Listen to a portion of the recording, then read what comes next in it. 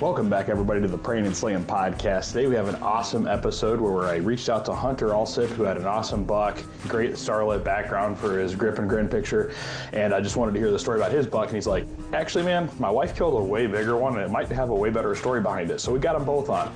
This is our first ever husband-wife episode, so we have Hunter and Megan Alsip, and I'm stoked to get them on, learn a little bit about them and their life, how they got brought up in hunting, how they met each other, all that cool stuff, and then jump into some awesome deer stories. I don't know how you guys want to divvy this up, but Hunter, I'll give you the humble card, man. I reached out to you about your deer because you popped up in the feed and you're like, dude, my wife got a way bigger deer, way better story, so we got to bring her on. So however you guys want to split that, wide open to it.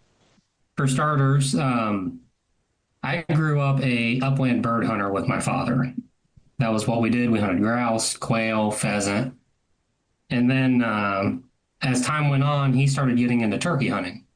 So I got real into that with him. And that's kind of how we identified we were turkey hunters. And about the time I was 10, I started getting really fascinated with deer. And my father didn't deer hunt. So I just kind of started getting into it myself and killed my first deer when I was 12, which ended up being a 140-inch 8-pointer. And that's your first one. Oh, yeah. And to say I was hooked from that moment on would be an understatement. That's awesome. Very passionate about the outdoors. I mean, that's pretty much my identity. Of course, I have a day job like most people do to fund my hobby, but I love going to other states and hunting quite a bit around here. Very cool, man. I did not grow up hunting. My family did. My brother, my dad, my grandpa. But it was more of a guy thing, so I was never allowed to go. So when I was old enough to do it myself, I got a job at Cabela's while I was in nursing school, and I had a good friend that took me hunting, and I killed my first deer when I was 21 with a muzzleloader. It was not a 140-inch 8-pointer. It was a 80-inch 6-point. Hey, all deer are good deer in my camp, man. If you can put a tag on it, it's a good deer. I was hooked after that. That my first year hunting, I killed my first buck muzzleloader season, so that was January. Killed a turkey, killed a coyote, and then I think a couple more deer the following season. So it was a very good first year hunting. Yeah, I'd say. That's awesome. So were you 21 when you jumped into hunting, or was that just the age you finally got your first one? Okay. Nope, that was the first time. There. That's crazy. And you jumped right. I mean, you've dove head first into it. So is it something like watching, just replaying your background, like watching the guys do it? Was it something you just kind of had an interest in growing up and just, you said the words not allowed to go. So I don't know how that dynamic maybe worked. It was just thought of more of a guy thing. Earn your right of, okay. So like the family was like, guys go hunting, ladies do something different. Okay. Yeah. Yeah. So I grew up, I was a cheerleader. It was like, stay in your lane. Like, you do your thing, we'll do ours.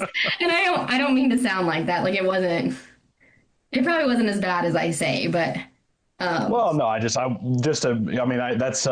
not an uncommon thing, right? So like, my wife, she's very much, I want to be doing what you're doing type thing, and not like, hey, if we go somewhere or if we're going on some trip somewhere, it's not guys, this, ladies, that.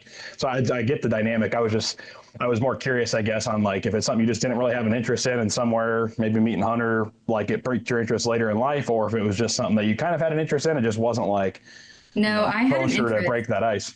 I had an interest. It just was, my brother took me a couple times, but like, my dad took my brother all the time when we were growing up, and that was their thing. So it was not my thing until I was able to do it by myself. And I had a girl friend that was a big hunter. Her and her husband would hunt all the time, and they took me down to their farm and kind of introduced me.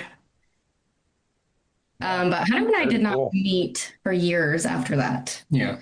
Her hunting was actually one of the things that piqued my interest in her. Oh, you found her Instagram profile, saw she hunted, and you slid into her DMs, and is that the love story, or how did this work? So I guess to make the long story short, I was in a previous relationship, and I was actually introduced to her through a mutual friend via social media, Facebook to be exact. Which at the time, it was just, here's a girl in our area that hunts and shoots competition archery. Fast forward a few years later, I ended up going through divorce, and one of the first comments from my friend when I told him the news that I was getting divorced wasn't, oh, I hope you're okay, or, how are you doing? He just immediately said, well, are you going to hit Megan up? And I had no idea who he was at this time. We had not met at that point. No idea who That's he awesome. was. So that actually, my divorce got finalized in April. Anyways, I was turkey hunting. I ran down to Tennessee. Their season opens early. I went down 3 weekends in a row. I took a buddy the first weekend. Beautiful opening weekend. He got a beautiful tom on opening day. I had a gun malfunction, which was kind of the story of my Tennessee hunting that year. I ended up having just incident after incident, but plenty of opportunity. But one great thing that came of that was I'm posting all these cool stories of turkey hunting weeks before Ohio season, and I did the old trying to slide into the DMs, and definitely piqued her interest that somehow I was turkey hunting already. So that's kind of how the communication started, and then we went on a date and we went turkey hunting together that year. Mm-hmm. Yeah, and that was. I don't like where this is going. So new girlfriend. You should probably be just a little more patient in the turkey hunting. And to keep a long story short on that, I definitely shot a turkey out from underneath of her. Oh yeah. which I almost broke up with them. It was a rough start to the relationship. Awesome. At the moment you go deaf. And you don't hear the little things in the background like, don't shoot, there's another one, let me get on it, hold on, don't shoot. But it's a funny story now. Yeah, funny. That's awesome. Well, honestly, man. that's kind of how you decided that I was actually a hunter, because. And I was very, very happy because it was kind of the proof of concept. Yeah, so, you had to you had to test it. Yeah, because if you wouldn't have got matched, you're like, oh, it's okay. Can you actually go up and down these hills chasing these turkeys? And she can. Well, and then you shot your bird, and I was still after that other one and crawled through a field of cow manure. Yeah. That's crazy. No, I've definitely been in the cow manure situation. My first Miriam that I got in Montana. Yeah, I put in way too much work for a bird that I probably could have walked up to and shot point blank, because basically they're farm birds. It was the first year it was like one of 3 tags or 5 tags or something like that they draw for this unit, and now it's since been opened to pretty much anybody can get a tag for Region 4. But anyway, yeah, I belly crawled in the rain through a bunch of cow manure, and I didn't have to. I didn't realize it until I left my bino harness actually back at this tree when I was trying to do this super sneaky stalk. I get back with the bird in the truck after it all played out. The farmer drives up with a bucket of corn to feed his cattle, and the birds just literally followed him around the farm. Like, I was like, you've got to be kidding me. I spent 3 hours in the rain crawling through poop to do this. But anyway, it worked out. But yeah, I've been there. And then I don't know if you guys have listened to, you need to go back and listen to our Bailey Palmer. I can't remember her last name now, but from NWTF, formerly of NWTF.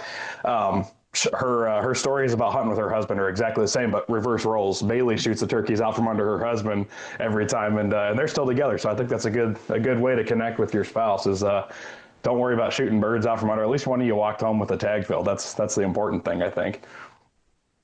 No, I didn't live it down for a little while. That's for sure. You probably still aren't. Yeah. So hey, there you go. It was a great hunt too. It was one of those. Birds were locked up, not doing well, and we're leaving. We're in the truck. We got to get to Easter dinner, and right before we left the public land, looked over and, well, there's a couple. So I'll always remember that hunt. And I'll tell An you, Easter hunt to boot. That's awesome. I I talked to a lot of people that would love to have a hunting spouse. And as lovely as it is, I will forewarn you that then when it comes time to having little kids and the spouse wants to hunt as much as you do, all of a sudden there starts to become some trading back and forth. And That's that actually, I'm dictates a lot glad of you brought our. that up. Yeah, I'm glad you brought that up, man. That was Well, a question I had. We so we do a lot of deer hunting, obviously, and where we are, so we're southwestern Ohio, so we're in great deer country, but we hunt what I would consider a bunch of small properties. We live on 20 acres that I always say hunts more like 8. We hunt my father's land, which is 12 acres that hunts more like 6. We hunt 5 acres that hunts like 20. Um, just small chunks. I do have a lease nearby that's 120 acres, but only 15 acres of it is timbered. The rest is just open field. But most of it's close by. So in the early season, we can take turns. I get off work, I'll watch the girl, she can hunt, or vice versa. And then weekends. It's not easy. It's hard. We had our first daughter at the end of March, the 23. So of course, turkey season's right after that. And I wasn't willing to give up turkey hunting, but I also didn't want to leave my baby. So the first time that we went turkey hunting together, because you had went a couple times Yeah. by yourself, and me, I'm jealous. So we left our daughter, and it was not a good hunt. I cried the whole time. It was just not good. I got over it, but yeah, it makes it hard. And then our second daughter, we didn't plan very well. And she was born, On Thanksgiving. yeah, on Thanksgiving. You guys So, literally split the spectrum. That's, yeah. yeah. Also, not willing to give up hunting, and he felt guilty. So I'm out there 9 months pregnant hunting. I was hunting the night that I went into labor. Yes. No way. Yeah. Holy cow. Which he has been great. He has set me up all kinds of spots that I could actually hunt while I was pregnant. So I was a very mobile hunter, even though I'm hunting small properties. I try not to, you can wear a small property out very quick.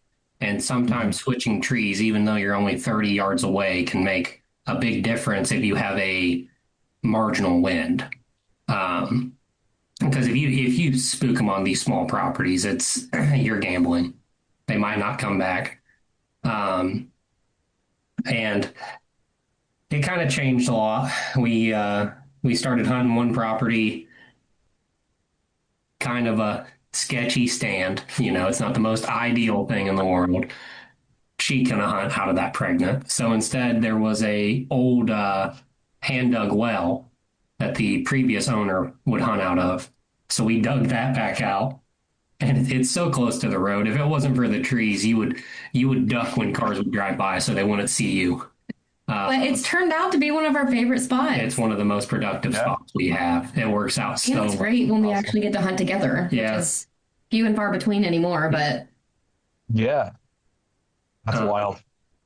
And then, just little things like that. We changed a little bit just to accommodate. That way, my 9-month pregnant wife isn't trying to climb up into these old hang-on tree stands I used to run around with. So, Yeah, man, it's a different ball game for sure. My wife, she's a hunter because I hunt. She grew up in a house where her dad hunted, and that was pretty much it. He'd go out and do his shotgun season in Iowa, bring deer home in the backyard, hang them on the swing set, whatever. So she remembers that. But then when she started dating me, same thing. Like, I was a huge hunter. I'd go out hunting and whatever, and she'd come with me. So I got her in. She hasn't got a deer with a bow yet, but she was sitting in my stand that I always hunted, like growing up. This one property, gold mine stand during the rut, deer are going to come by there. She came to full draw on a buck. I wasn't there to see it, but that got her actually like hooked on hunting for the first time. She was like, "Oh, I get it. I get why you do this now." Didn't get a shot off, but she got the feels out of it. And then we tried, we're military. So she's active duty military now. I'm out now. But we went to Virginia. She went hunting with me like 1 or 2 times, muzzleloader season. Nothing came out. We were just basically overwatching fields and stuff, and nothing would come out when she was with me. And then we went to Montana. That's where she finally broke the ice, got her first deer to really settle in on it. But yeah, and then fast forward through Montana, we were there for 5 years. She was pregnant with our first kiddo. And yeah, I've got pictures of her like just hogged out, snoozing, laying on her back, hands on her big belly, like while I'm glassing, for mule deer. And then we ended up doubling up while she was pregnant on antelope, pronghorn, which was really cool. But same thing, she's just so uncomfortable. She's laying out there. We're basically like 200 yards from these pronghorn, and they're bedded down. We're waiting for them to stand up. And she's just doing everything she can to like stay comfortable throughout the day. And I'm just like, all right, we'll hang out 30 more minutes. Finally, they stand up. Long story short, we end up doubling, which was the most awesome thing in the world. But yeah, after that, she hasn't been back out since, but now she's in a whole different season right now. You mentioned you were a nurse. Are you still a nurse? You said you were I stay home with your girls now. Okay, so stay home. Did you? She was a nurse as well. She's going for her DNP right now. So we're stationed in Texas for her like clinical rotation on that. Yeah, so she hasn't been hunting in probably 3 years now, but either way, excited to get her out there, and she's any day now. It could happen while we're on this podcast. Any day now, we got our second one on the way, so we're just kind of bags are packed, waiting on that clock to tick, I guess. So, but yeah, man, it's a wild thing getting a lady into hunting who's like you got into it. It sounds like on your own, like you were ready. You met Hunter at the right time. You guys meshed lives, and like I'm sitting here going, okay, like how do I get my wife more into hunting? Like, is there something I could do better? But honestly, I think it's more of a time thing. She loves going, but the kid question is what I was going to ask. And you guys like share shifts, almost like babysitting, kind of when one goes hunting and the other. Like I'm like sitting over here also in that camp of a guy who has a wife who like kind of does it because I do it, but she also likes it. But I don't think she would like out compete me to like stay home with the boys while I go hunting at the same time. So this is like a wild world. I'm wondering if there's something I can do to like maybe, hey, how do we get a babysitter so we can both go hunting? Like that would be the best case scenario. Do you guys like have parents that live nearby, or is this like you guys totally have to take shifts? We do. My mom still works, and I have nieces that she watches, and I'm blessed enough that I get to stay home. So we don't always get to have somebody. More times than not, we don't, but they are willing. My mother fills in when she can. She's actually downstairs watching our girls so we can do this. Oh, there you go. No, that's even better, man. That's awesome. So Hunter, what do you do? So nursing, now stay home. So, and what do you do? So I manage all the back end operations of a chain of car dealerships. So basically anything that's not with sales. Okay. So service, parts, body shop. I got 9 dealerships that I manage. Sorry, I'm taking those over here. I'm going to connect you up with a buddy of mine. Ken Graham is his name. We'll probably pull this out of the podcast. But anyway, my buddy Ken Graham, awesome dude. I'll connect you up with him. He's been working in car dealerships like his whole professional career, and now him and another guy have started this like AI thing. I'll let them pitch it to you, but it could be something where exactly what you do is like what this is, and it might be something you could get involved in to help out your dealerships if you're already kind of in the management section of that. But that's a whole different conversation. I'm just like connecting dots over here. But yeah, dude, that's cool. So you do that, and is that like a day job? You go into the office, come back, or is that you work from home, or how does that work? No, it's I've worked with that company pretty much my entire life. My father worked for that same auto group. So basically a normal day for me, I'm leaving in the morning, starting my day at the first office around 7. And typically I make my rounds through the various dealerships throughout the day. And typically I'm coming home, around 4:30. I've kind of weaseled that over the couple of years. I'm, supposed to be there till about 5, but especially that early season deer hunting, getting that extra half hour really makes a big difference. And my closest I'm office, working late tonight, aka I'm going to the stand. my closest office is about 20 minutes from my house, so it works out. Okay. Um, but it's also, you know, it's nice. I have a bunch of employees, and a lot of them also, you know, hunt, and I get to talk to them. A lot of them are very interested. You know, they want the daily updates on the, you know, they want to see the trail camera pictures. They want to tell me what they got, and it's nice. You know, I like it. It's like these little moments of the day that I can kind of leave the auto industry for a moment and just think about the things I love.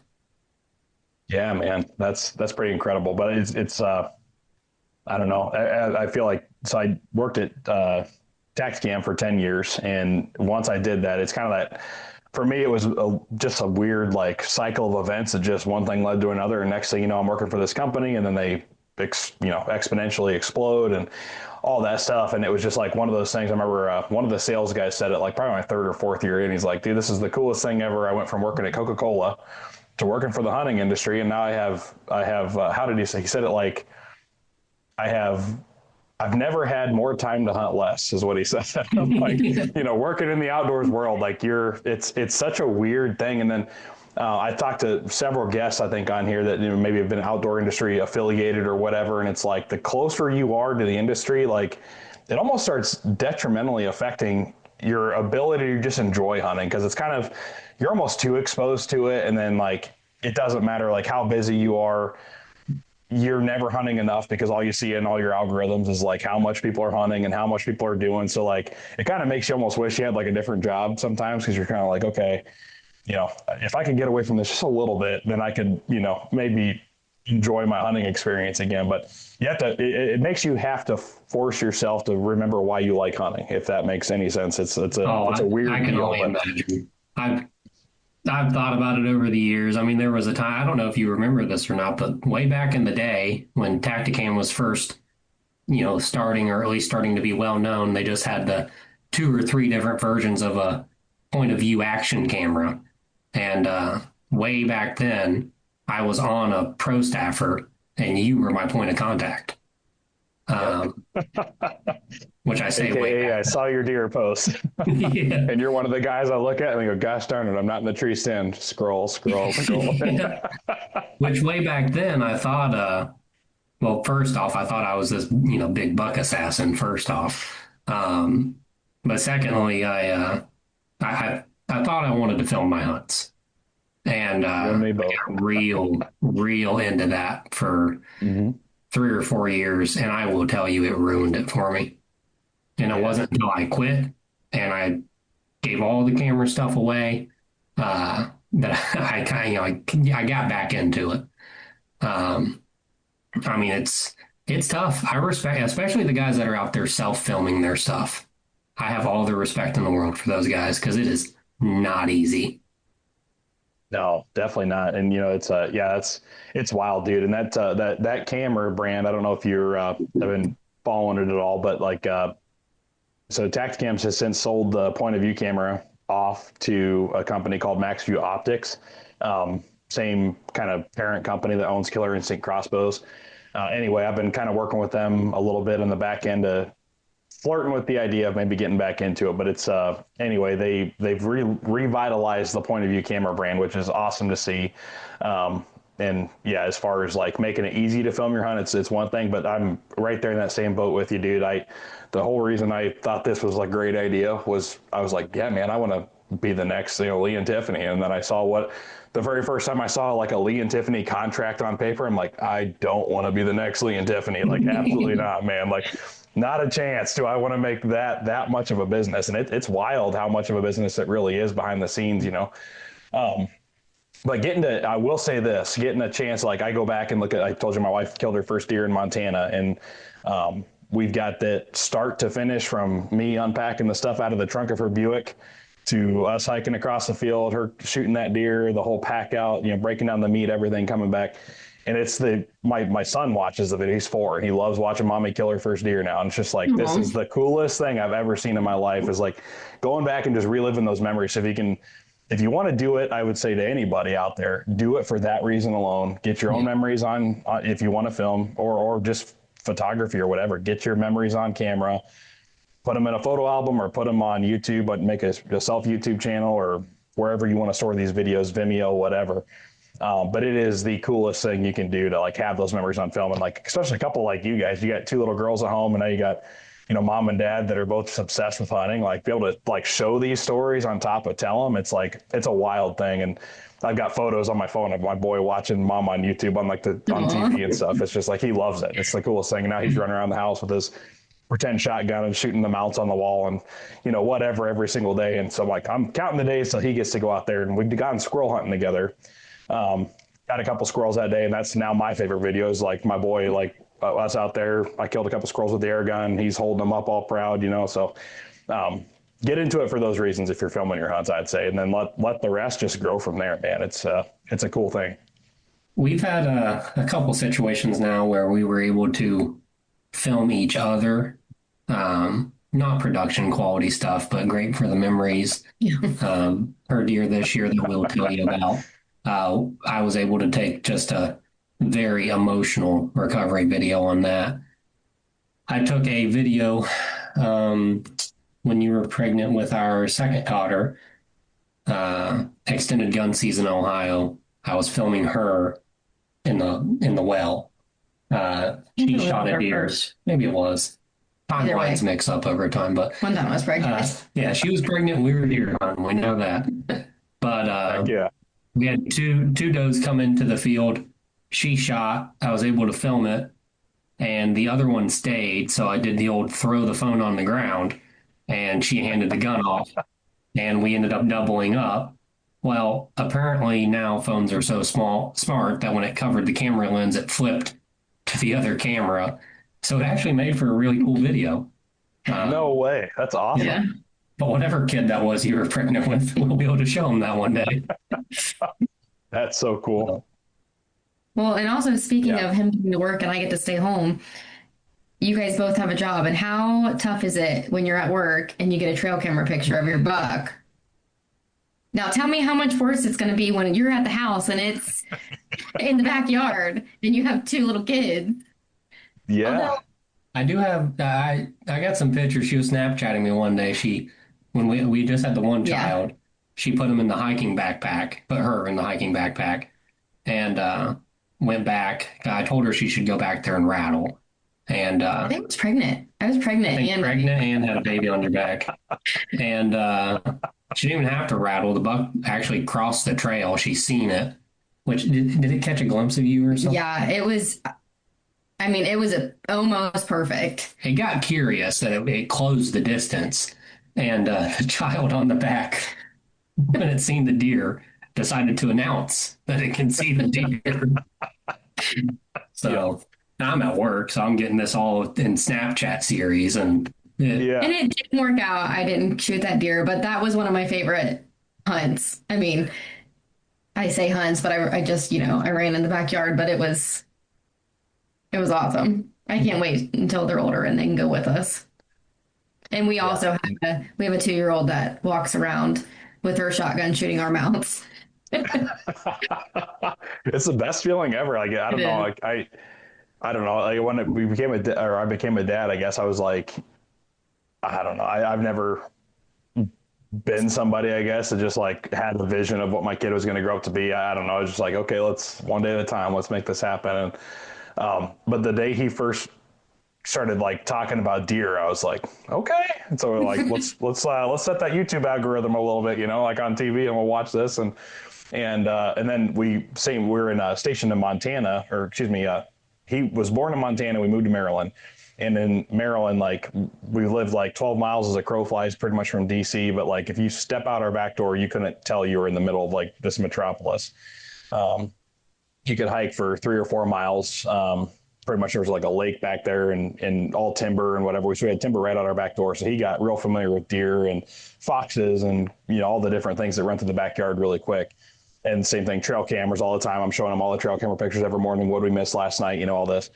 And the backpack stuff, that was kind of the funnest part. Is the same thing. Kelty backpack, got them tossed in there. We'd hike these trails. We'd go to the lake and back every, like through the night when mom was studying or whatever.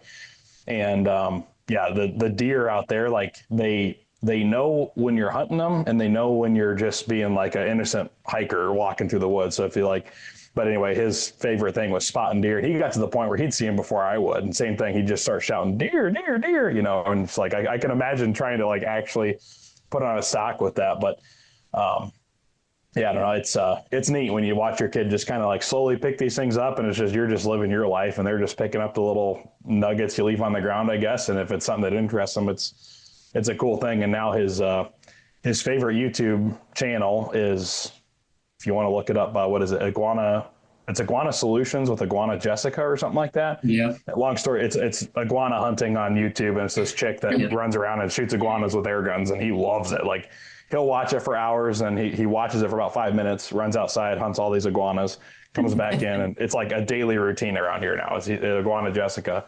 But yeah, it's so cool kind of watching just your kids like naturally pick that up. And it's, you know, for me,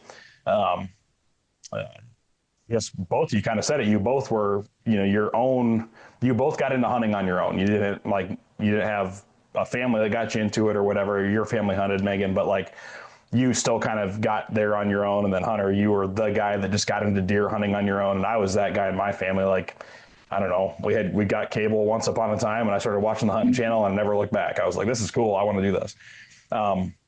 So for me, I was the hunter in my family. And, but then watching your kids just like naturally pick that up, it's pretty cool to, I don't know, to see how the tradition follows down the apples don't fall far from the tree, I guess is what they say. So pretty neat. My only fear with it, and I feel like a lot of people struggle with this, but you know, I contribute a lot of my success in hunting is that I taught myself. I learned myself.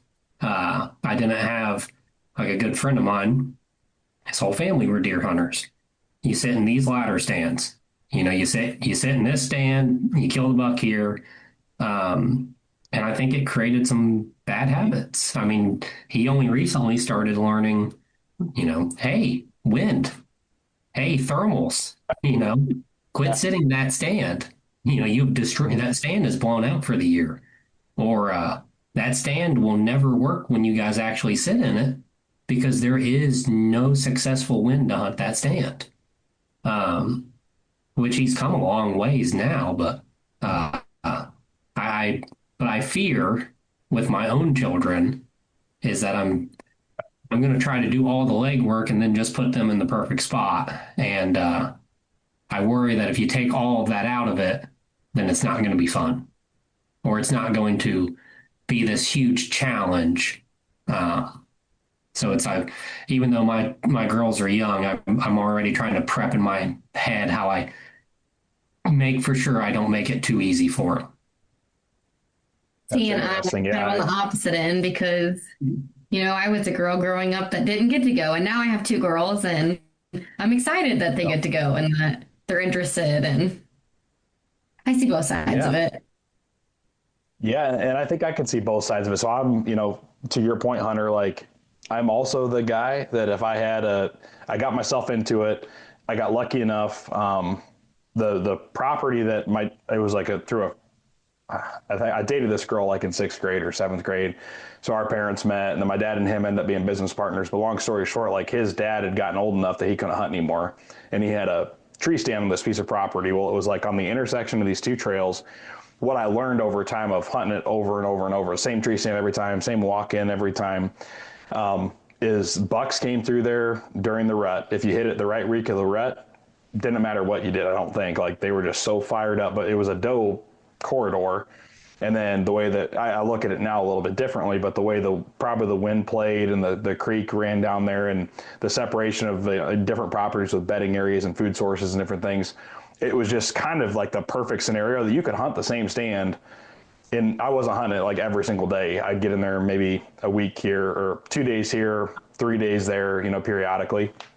But I got enough experience under my belt in terms of just getting a chance to experience deer and see it play out and harvest. My best buck still to date is he's like a 145-inch buck with like an 8-inch drop tine, and just he's probably 8 or 9 years old. Just, again, lucky that a doe drug him by the stand is what happened with him. But either way, like, I just learned a lot in that situation. fast forward now is I know way too much about hunting that I don't get a really chance, like with the military lifestyle, like I don't get a chance to implement any of this knowledge that I feel like I could like lay out a property and say, okay, here's exactly how I'm going to hunt it, and here's why, and the winds and the thermals and all these different things. Like I just don't, especially the last 3 years, I feel like I've gotten more of an education curve with that through buddies and whoever, that like I just don't get I haven't got a chance yet to set foot on a property, whether public or private or whatever, and go, okay, let's play this out now and let's figure this out and let's do the right thing and hunt the right way and all this stuff. So I'm on that cusp of like that knowledge curve. So where I'm literally listening to you going, I can learn a lot from this guy, like, because I'm not there yet. But on the flip side of that is like, I look at everything you said and what Megan added there is like, for your kids, dude, like the fact that you have that thought process going to whatever stand you're picking that day, they're going to pick that up and go, okay, here's why dad picked this stand on this day and this wind and this weather and whatever. And they're probably going to pick it as long as you like probably communicate it to them. Like, here's why we're doing this day versus, but I'm also setting you up in that stand and here's why, or the well and here's why or whatever. For me, I'm like, hey dude, you want to go hunting? Yeah, let's grab the air gun. Let's go hunt some squirrels, brother. Let's go figure it out. Like there's a difference there, but so I see both sides, but I think you're probably doing it because you've taken that learning curve and shortened it. And how many people now like look at like the elk hunting world, for example, and how many like elk hunting courses are online, guys trying to shorten that learning curve. But I promise you step foot in a mountain and take off, like you're going to have to learn that on your own. Like, part of it is that learning curve, but you get to shorten that also for this next generation of hunters, which is really cool. And I don't know, I guess I look at it like, I wish you were my dad a little bit is what I'm going to say. So like, teach me, Hunter, let's go, dude. I'll be your kid for a day. Like, so I don't know. I think you have an opportunity to play the best of both worlds almost. That's kind of neat. Yeah. Well, it'll be interesting to see, hopefully we get to have more kids too. We like a large family, and when you have a lot of kids, you can kind of mess the first couple up. You got a saving grace. That's the goal, dude. Yeah, we're ready to have the second one. I sit there at night thinking to myself, I'm like, is there anything I need to remember about how we did the first one? Because I think he's turning out pretty good, but I'm like, now we got a second. And then I look at I grew up in a house of two. My wife grew up in a house of two, and my brother and I, like, our thought processes on life are just polar, like not crazy off the charts, but they're wildly different, and the things he remembers versus what I remember. And he's 3 years younger than I am. And this little dude is going to be, 4 years older than his brother. So I'm like, I don't know. The 1 to 2 concept, maybe we should talk about that for a second. Is there anything to be scared of or anything to look out for? Because I'm a parent needing education right now a little bit too with this. So you have a bigger age gap. We found out that we were having our second one 5 days before our daughter's first birthday. So okay. That was a little scary.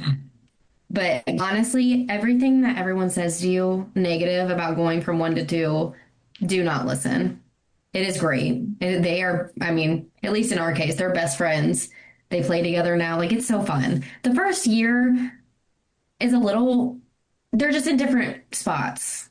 So, yeah, sure. And up until their first, they're walking around. They're just so different. But no, we didn't really have any struggles other than now we have 2 that we have to. 1 to 2 wasn't bad, but I'll tell you, I'm nervous about the 2 to 3. Because that's when you're officially outnumbered. Yeah. That's true. Yeah. Got a little army on your hands. So thinking that the oldest one will be, a bit more helpful at that point. Like, actually, she wants to help, but like actually help her. It was tough because I did get her potty trained before the second one was here, but which was so nice. She was only there were 18 months difference, 20 months. Not very much. She was still a baby, so it was hard. It'll be different next time. Like, sure. Even now, she just seems like such a big girl and like wants to help. And all I know is there were several weeks there, just a few weeks where there were no diapers, and then we started over. Yeah, that's crazy, dude. Well, that's a good point. So, ours is, like I said, he's going on 4. February is his birthday, so he's still 3. But Yeah, the diapers thing is gone for him, and that's kind of like my, but at the same time, like he's at the point where I think he kind of wants to help. Like you said, I don't know how helpful he'll actually be, but then you see these shades of him, and I'm sure it's coming out more, like, as we're talking about baby more, and it literally any day it could happen. And there's little parts I'm like, dude, you haven't done that, or you haven't thrown a fit like that in a long time, or whatever. So I don't know if there's like that little bit of like, I don't know, they call it regression or whatever. Yeah, I'm sure he's going to be beyond it. But we've always kind of been, I think being a military family's helped us in a way, because you've just always kind of been on your own, and you go do your, we're living here. It's 20 hours from family. You're living here. That's 20 hours from family. This is the closest we've been. We're 12 hours from anybody. And it's just like, I think we've just become so dependent on kind of like, well, let the punches come, dude, and we'll figure it out along the way. So we're ready for it. But yeah, we're also soaking up any advice people have to throw at us. So yeah, we got to. I mean, there's definitely a little spurt that we went through where we just stayed home. It was easier. Yeah. It was easier than going out, to dinner, or we go to church on Sundays, and there was a little bit of time where it was right in the youngest one's nap time, and it was just rough. Like there's some days we barely made it, but it's you know how much you loved your first one. You don't think you can love another one as much as you did that baby. And then you do. And then it happens. People say like, oh, you love them the same. No, you don't. You don't. They are two different people, and you love them just as much, but different. So I don't know. I'm excited for you. I wouldn't change anything. But like he said, we want 7 of them. So yeah, you guys are a fraction of a percent just getting ready to rock and roll. No, that's cool too, because that's the other thing too. My brother and his wife were talking about. My brother's like ultra, like he's an engineer by trade, like ultra analytical about every little. Mowing his grass is a process, like I'll put it that way. And I'm like, dude, just get the yard done. But anyway, it's so he's just ultra fascinated with every little detail you can imagine. And so him and I talked about that, having kids, and I'm like, dude, the wildest thing to me was with having one. I was like, you don't really like, it was just, obviously my wife and I for however many years on our own, and we kind of did all these different places with the military and stuff. And then you have a kid, and it's just like, where does this love come from? You didn't realize you had it in you, I guess, until they're there. And just every time every day they wake up, your kid's kind of like a start over. It's like this weird, it's like a whiteboard every single day. Here's the negative column, here's the positive column. And at the end of the day, it washes out tomorrow and you're a clean slate again. It's just like, it's this crazy thing. That's, funny you mentioned that with the going to 2 is that's just something you think about. I don't know if it's probably natural to think about as a parent, is like, how do I go from like, you're my first kid, I know how I feel about you, to like, how am I going to feel that exact same way? I hear my wife talk about it actually, and she's like, I'm scared I'm not going to love him as much, or I'm scared I'm not going to. I was too. Like, and nobody talks about it out loud. It's like something that you're not supposed to say, but it's like this internal struggle. Yeah. Yeah. So that's encouraging to hear. I know it's like also like you realize, okay, I didn't have this place in my heart for this kid, the first one, before he was here. I know naturally it's probably going to develop on its own for the second one. And to your point, looking at me, my brother, we're totally different people, dude. So for my parents to figure it out, I'm sure I'm going to figure it out, or we're going to figure it out with these 2 totally different humans. And then I'm excited kind of to see that like navigation of, I'm kind of starting to, well, he's 3, so whatever. Like I'm seeing this little bit of like what he's interested in. Watch, this one's not going to want to do anything, hunting, fishing, anything. It'll be like the last thing he wants to do. We'll figure that out too along the way, I'm sure. So. I don't know what I do. My little boy? No, one that's not, if one ends up not being interested in hunting and fishing. That'll be okay. They're going to be bored out there. I was going to say, with 2 parents that love it as much too, that'll be different, man.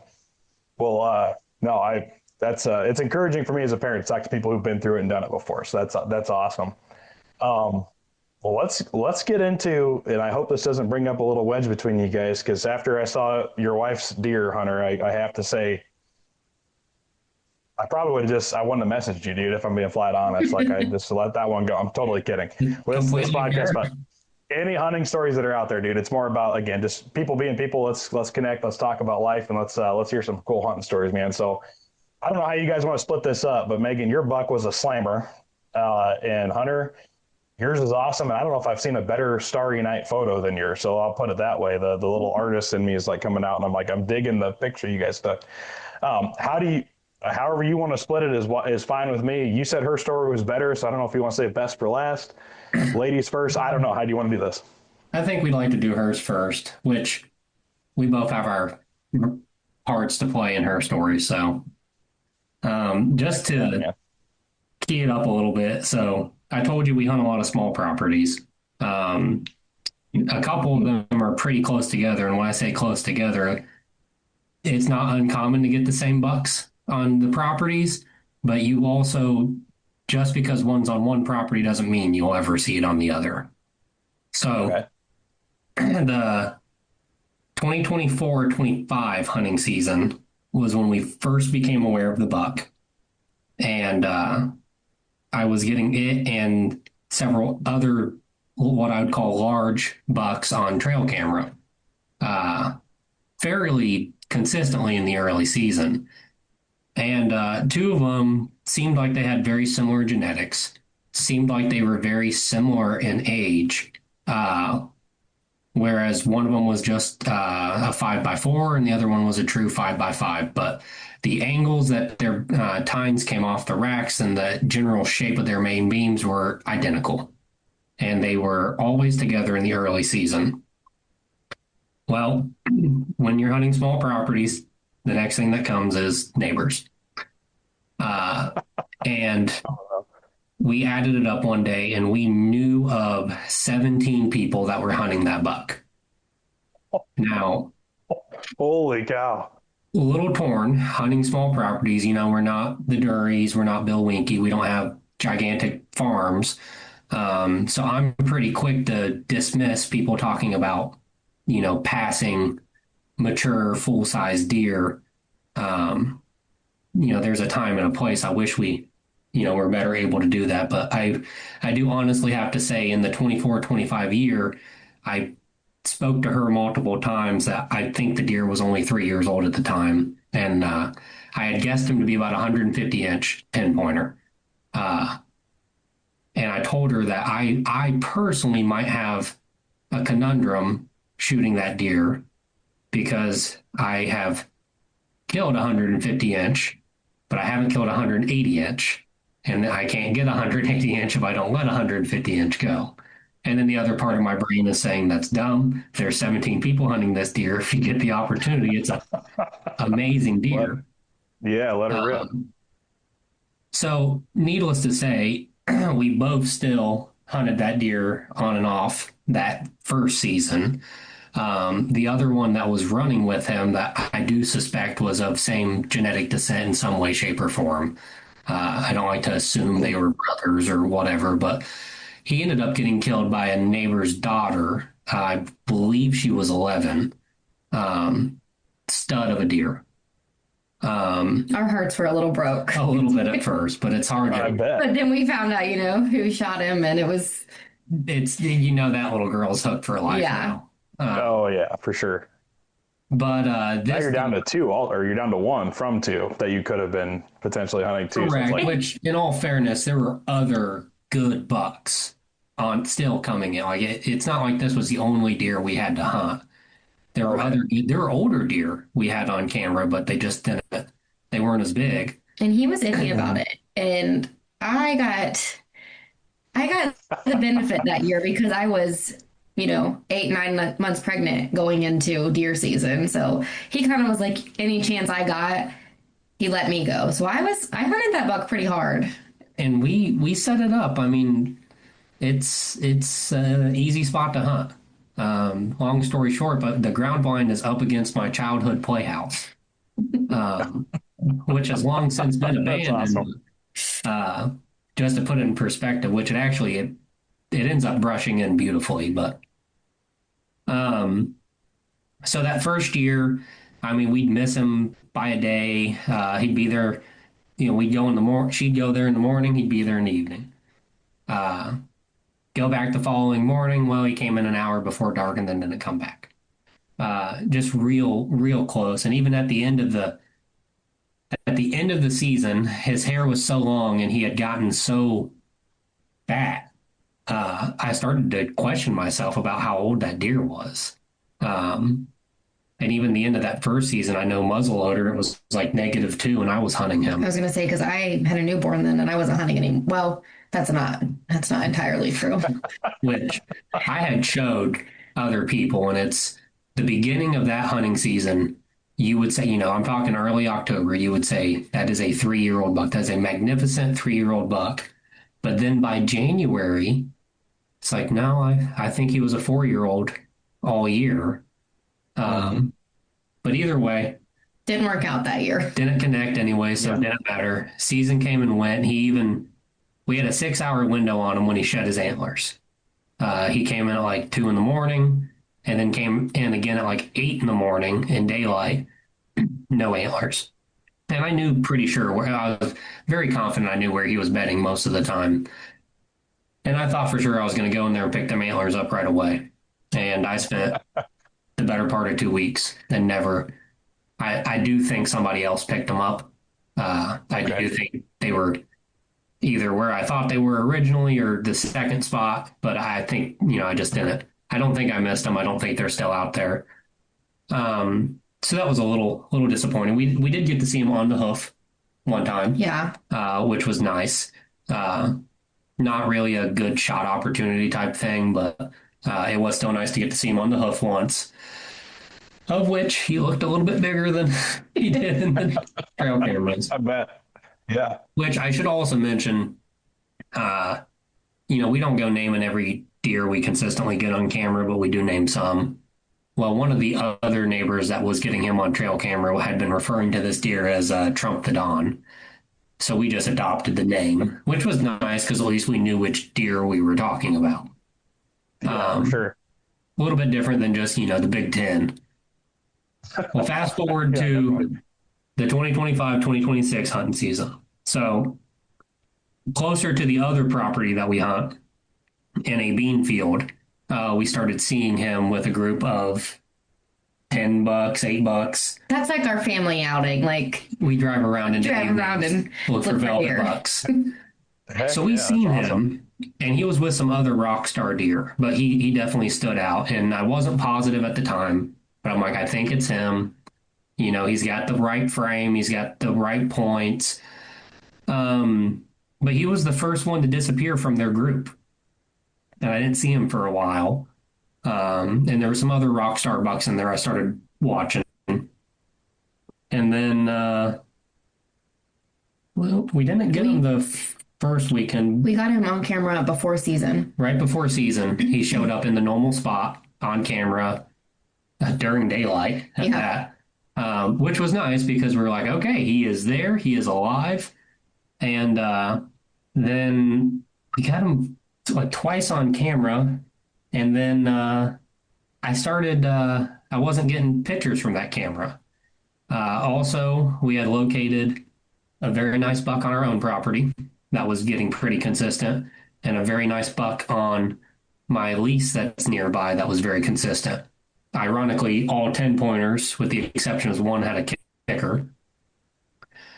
So I was doing some out-of-state training. I was over in Indiana, and when I had signed up for the training, they had assured me on the second day they would let us out early so I could make it home in time to go hunting.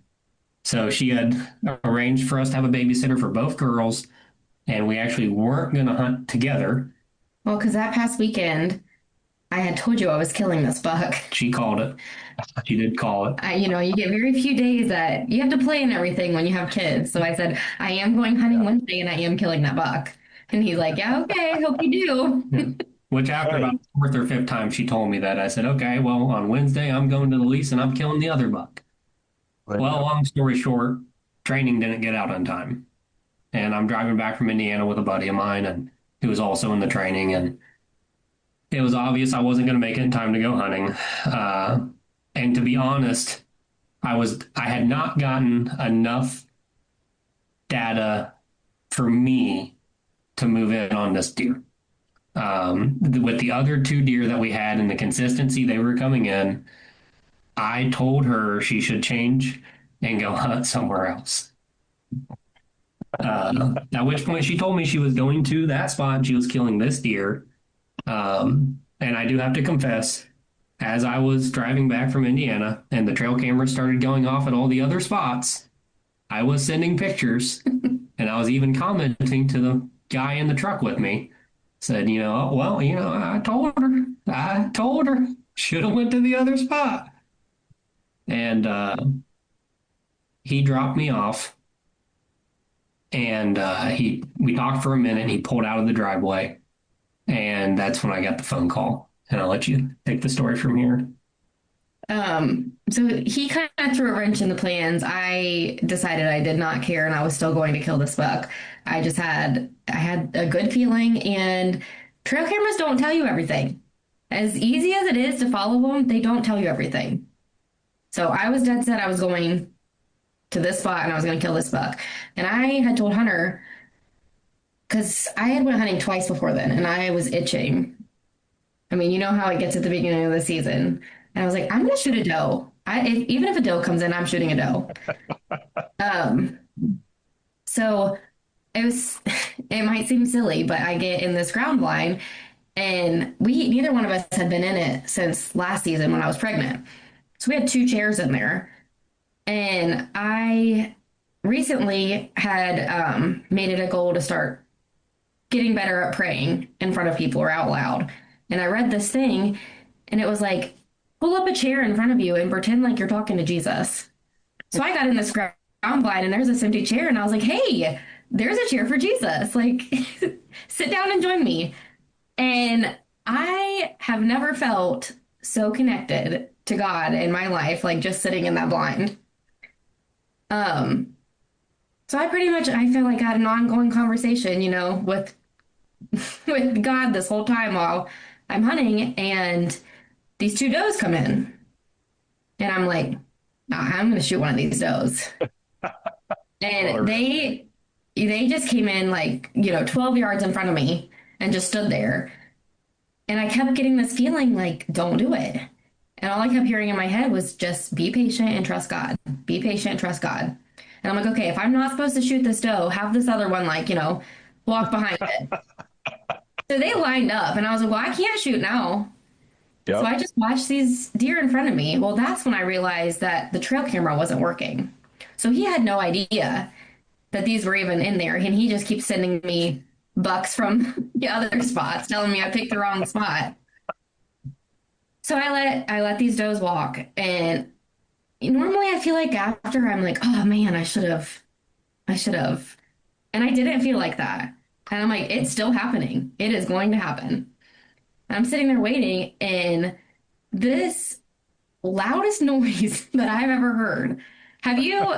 You've been in the woods when a turkey is roosting? Okay. Yeah, oh yeah. This turkey roosted right in the tree right beside me and about scared me to death. And I'm like, what in the world is going on? This is the weirdest hunt. And still, I'm like, it's going to happen. It is going to happen. So then I start hearing a noise in the woods. And I'm like, sure as can be, I know that is that buck. That is God sending me that buck. I had no doubt in my mind. I don't know, I had no reason to actually think that. So anyways, I'm sure you do it too, but you play these scenarios in your head. If a deer walks in this way, they're going to come out right at this spot and walk right here, and that's just going to be perfect. This deer walked out right where I, pictured, and stood on this log. Dirt pile, whatever. This hill, it was at an incline, and it looked bigger than anything I've seen ever. And I was so calm.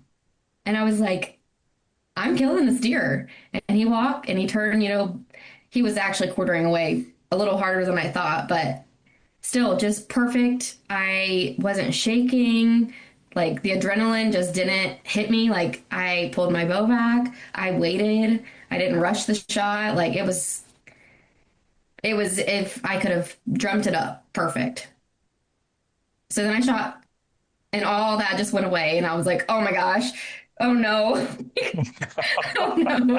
Did I make a good shot? And I didn't even put my bow down yet. And I called Hunter and I'm like, oh, I just shot him. And he's like, I said chicken. Yeah, you said a deer we named years ago. And I was like, no, And you're like, well, what did you shoot? And I'm like, I shot him. I shot the big one. I shot trumped it on. And I'm like, oh, I'm going to throw up. I'm going to throw up. And he's like, well, calm down. Stay where you are. I just got home. I will come to you. He needs some time. Don't get out of the blind. Just stay where you are. I'm like, okay.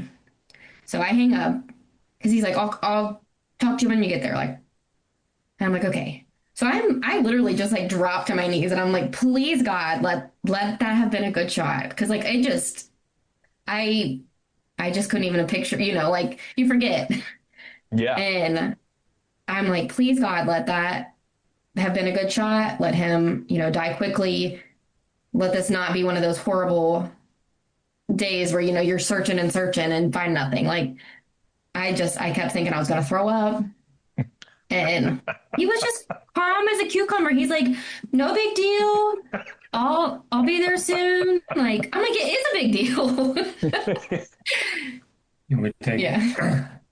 She called me. I was the calm, cool voice of reason. Don't worry about it. I did tell her. I said, you're allowed to puke. I've seen people puke. And I got off the phone with her and I went into full dead rush. I'm looking for lights. I'm grabbing jackets. I'm getting a knife, and I'm just running around frantic to get there as quick as I can. I was running through my kitchen and it hit me, and I said, "Hold on, stop." In the woods or on the water, it's the small details that dictate success or failure. A ruined diaphragm call or a lost fly isn't just a nuisance, it's a blown opportunity. You spend thousands on the hunt, don't lose it because you didn't protect your tools. Puck Outdoors has solved this with their 100% made in the USA modular twist lock storage systems. For hunters, the Puck keeps your elk and turkey mouth calls protected, organized and dry, and ready to run. No more warped reeds, searching through pockets, junk drawers, or the truck floorboards. For fishermen, the Fishing Puck features a magnetic tray in 4 modular compartments to keep your hooks, flies, and weights locked down and exactly where you need them. It's compact, it's rugged, and it's built to keep your most critical gear in peak condition season after season. The best part is they fit right in your pocket, your bino harness, or your fishing vest. Don't let poor organization be the reason you come home empty-handed. Go to puckoutdoors.com and use code Prayin and Slayin to get yours. That's code Prayin and Slayin to save 10%. Protect your calls, secure your tackle. Puck in, pack out. We've all been there. You're 6 hours into a sit and the buck you're after is nowhere in sight. Your knees are absolutely barking against the bark of that tree. Most hunters just suck it up until they can't take it anymore, and then they head for the truck. But you can't fill a tag from the couch. Comfort isn't a luxury, it's a tactical advantage that keeps you in the game longer. That's why you need the knee bag by Light to Fire Outdoors. This isn't some cheap foam pad. It's a patent-pending bead-filled design that actually molds to your knees and supports your hips. It's built from ultra-tough, weatherproof Cordura. It won't soak up water or gain weight when the weather turns sideways. It features padded wings that cradle your knees and even has MOLLE attachments for your thermocell or other pouches and gear. It's 100% made in the USA, handmade by veterans, so you know you're supporting an awesome cause every single time you get in the tree. The best part, it's a multi-season tool. Strap it to your body for saddle hunting or mount it to the tree trunk as a knee pad. Or when rifle season hits, turn it sideways. It becomes a rock-solid 15-inch tree-mounted shooting bag for those precision shots out of a saddle.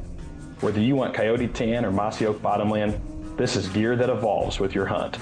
Stop fighting your gear and start focusing on the hunt. Get yours at www.prayinandslayin.com and use my code PRAYIN10 to get free shipping on your order. You can also hit the link in the show notes. The knee bag, comfort evolved. Stay steady, stay ready. This episode is powered by Dead Nuts Outdoors, makers of the most lifelike, lightweight, and weatherproof 2D archery targets in the world. That's right, I said 2D. We're talking full-size animals that bring the hunt to your backyard. Whether you're dialing in before the season or just burning daylight with your bow, Dead Nuts Targets makes practicing fun, training on full-size animals to ensure every rep in the backyard converts to success on your trips to the field. Built to last, easy to haul, compatible with any backstop, and 100% made in the USA, Dead Nuts Outdoors is a proud supporter of our veterans, investing in conservation and rooted in building a better, more confident community of hunters every step of the way. They are proud supporters of the Prayin and Slayin Podcast Network, and you can get 10% off your Dead Nuts targets by using the code Prayin and Slayin at checkout. That's Prayin and Slayin at your checkout or visiting the link in the show notes. Dead Nuts is helping us all hit the spot, not the dot. Hit hit it dead nuts. Now, let's get back to the episode. And I stopped right in front of our stove for whatever reason. And I prayed. I prayed that this deer expired quickly. I prayed that she made a good shot because she deserved this deer more than anything. And I was so excited and so worked up as I was driving there. And it's like a 9-minute drive. And I just kept calling my friends and nobody would answer. And I finally, like, the fifth one answered. And he's like, what's up? What's up? And I'm like, Megan killed that big buck. I'm freaking out. And she thinks I'm calm. I need you to calm me down. And he did. He's like, get it together. Get it together. You haven't even. Get over there, assess the situation, call me when you need help. And I had asked her after the shot, I'm like, do you know where he went? What do you see? And there was one point in time she told me. And I called you back. Yeah, she called me. I called my dad and I told him, and he's like, I don't know what deer you're talking about. Cause I'm like, I just shot a big deer. And he, they had my kids, and he's like, okay. I'm like, okay. And he's like, I don't know what deer you're talking about. And I'm like, you know what? You're actually ruining this for me. Like, I'm going to hang up. And you're not the guy I should have called. Yeah. An important note is, which, no offense, but she does not have great eyesight. And if a deer comes in 15 minutes before the end of legal, it is just going to walk on by. And this buck came in like 38 minutes before the end of legal. It was still light outside. I was still debating on running in the backyard to hunt myself. But she had told me at one point on the phone that she thought maybe she could see the luminoc in the woods. And it's a pulsating one. And she was worried it was moving. So I said, okay, just stay put. Don't worry. So I got there. I got her out of the blind. We prayed together. And where she had shot it was about a 12-yard shot from the blind. And it's right up against the fence of the woods. So we walked to the where the shot was, and I could see blood immediately. And she told me where he went in at, because he didn't go back the same way. He ran down and jumped the fence. And I looked up and I said, oh, I can see the luminoc in the woods. And when I seen that, I'm like, I think I see a white belly. Now, I didn't tell her that because I'm still thinking maybe I can surprise her. So I kind of like pulled the focus on my flashlight. She could see it on my face. She's like, do you see the deer? And I couldn't lie to her. And he was about 22 yards in the woods. So I could see him. So I immediately just switched and started filming as we walked to this deer, and inevitably ended up capturing just this beautiful moment where we actually get to see this deer up close. We get to put our hands on him for the first time. And I had, I make our arrows. I fletch them a certain way. I changed her arrow setup this year to something I felt more confident with. She went to a high FOC arrow, strong helicoil fletchings. I also went to all white fletchings so that she could see them better, and then the pulsating luminocs. Well, after I had finally gotten her arrows dialed in, I had wrote Bible verses on each of the arrows. And the arrow that she used was Leviticus 17:13. Do you want to read it? No. We can't. And whatsoever man there be of the children of Israel, or of the strangers that sojourn among you, which hunteth and catcheth any beast or fowl that may be eaten, he shall even pour out the blood thereof and cover it with the dust. So the arrow was actually about 4 feet in front of the deer. So my thinking was, obviously it fell out right when he went down. Later on, I realized her arrow had cleanly passed through that deer and went about 20 yards in the woods. He actually J-hooked around and ended up falling about 4 feet behind the arrow. So it was just Holy coincidental cow. It was they were crazy, that yeah. close, which was a big thing Whoa. for us that she not only got a clean pass through, but also the arrow still was able Yeah. to keep going. I'm 5 foot tall. Like I don't, I have a 23, 24 inch draw. Like it's a struggle.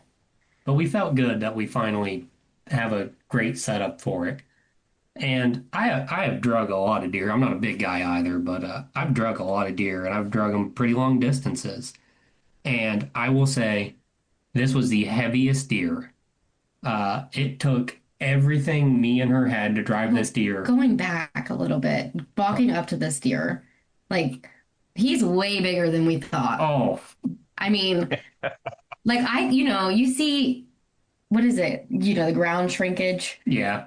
I saw this deer and I was like, he's huge. There's no, like, he's huge. But I was also in a ground blind looking, dead at him.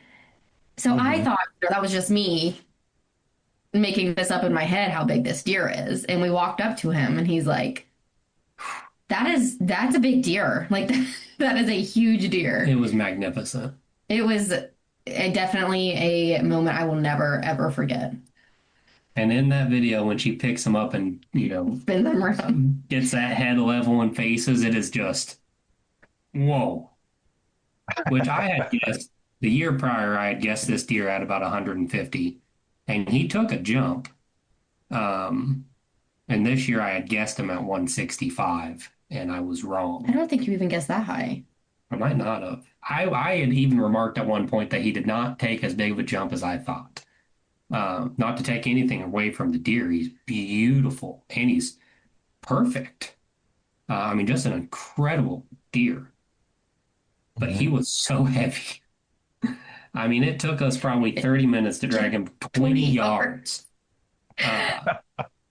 And I wish I would have put a scale on this deer. Yeah, he was a big boy. And even through the whole, with the gutting and the processing, I'm like, he's got so much fat on him.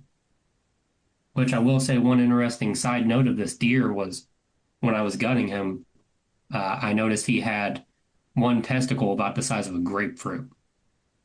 And I didn't know what to make of that at first. And then as I gut him, I realized he had a hernia that broke through his stomach lining and actually filled his testicle. And I can only imagine how bad that had to hurt. Oh my gosh, yeah. But it makes me wonder if that contributed to some of just the crazy amount of weight that this deer put on. Yeah, he was huge. Are there any parts of that story that you feel I missed or you wanted to retouch on? Well, are you going to tell him how big he was? Oh, so I had scored him that night. Do you remember what I scored? I think I scored him at like 176 and some change. And I'm not a Holy certified cow. scorer in any way, shape, or form, but I have scored well over 100 deer. And I had scored him that night at like 176 and some change. And we took some comments back on that. Some people just telling us, well, let us know what he actually scored when you get him officially scored. For sure. So we had Buckmasters score him, and he ended up scoring 178 178 and 5/8. So he you was grew actually on. a little bigger, and we actually do have the rack here if we can get it. Oh, no way. That's awesome, man. And he's in the perfect typical category in Yeah. Buckmasters. And it's going to get real technical here real quick, but he is, in technicality, in the record book, he is the largest perfect category typical killed by a woman with a compound bow in the state of Ohio. Which makes me think on some of my deer, That's if I awesome. drill it down enough, I can have the largest. But no, I am super proud of her, and I honestly, she completely deserves it. She hunted so hard through her and our pregnancies and the birth of our young children. She watched me shoot a very large buck uh, When it was technically my turn. when it was technically her turn. Uh, and I honestly could not think of anyone that deserved this deer any more than that. No, thanks. Yeah, even still, it feels like a dream. I mean, just everything about it. But he did not, he didn't take away from it at all, even though we were hunting the same deer. I felt like it would have been very easy to be a little envious. But if he didn't let it show. Oh, we made plenty of jokes. Plenty of jokes. Everyone told me, they're like, Hunter, you've killed some big deer. But it doesn't matter how big a one you kill this year. No matter what. It's going to be smaller than your wife's, and you are going to catch crap for it. Which, I mean, we can kind of transition in my story unless you have any questions or anything on hers. Yeah, I've got more notes on this deer story than I think I've ever taken in my life. I don't know, man. That's wild. So I've got the picture. Go ahead. We did when we realized which arrow she used when she killed that deer and which Bible quote, we immediately, because obviously there's a good pool blood there. So we covered it with the earth right there, and respected the deer. So I don't know that I'll ever forget that Bible verse. I know. And to be honest, I think we've kind of formed that as a habit now. I don't necessarily go out of my way to, drain them or anything, but when I do walk up on my animals now and there is blood on the ground, I have made a habit of covering it up just out of respect. So she killed that deer early into the second week of October. Yeah. Which we talked a little bit about the trade-off on the you watch your kids, I go, well. Felt like it wasn't my turn. Ended up having the most opportunity to hunt in archery season that I have had in a few years. She was very, very respectful after that, and any opportunity to hunt was mine. She'd watch the kids, I'd go hunt. We still had other big deer, other properties, and I hunted hard. And I had a really nice buck in our backyard. I was just calling the Big Ten, and a really nice buck on our lease. That was a 10-pointer with an extra kicker that I was calling Edward because she made fun of me that I named him Sunshine. So I figured Edward would be even worse, which is off of Twilight, in case you don't know. No, I got it. Like every picture we got of him, he's like right in the sun, like Every showing off. time he'd have a beam of sunlight on him and he looked all shiny. But every time I'd zig, they'd zag. If I'd go hunt the one, the other would be there.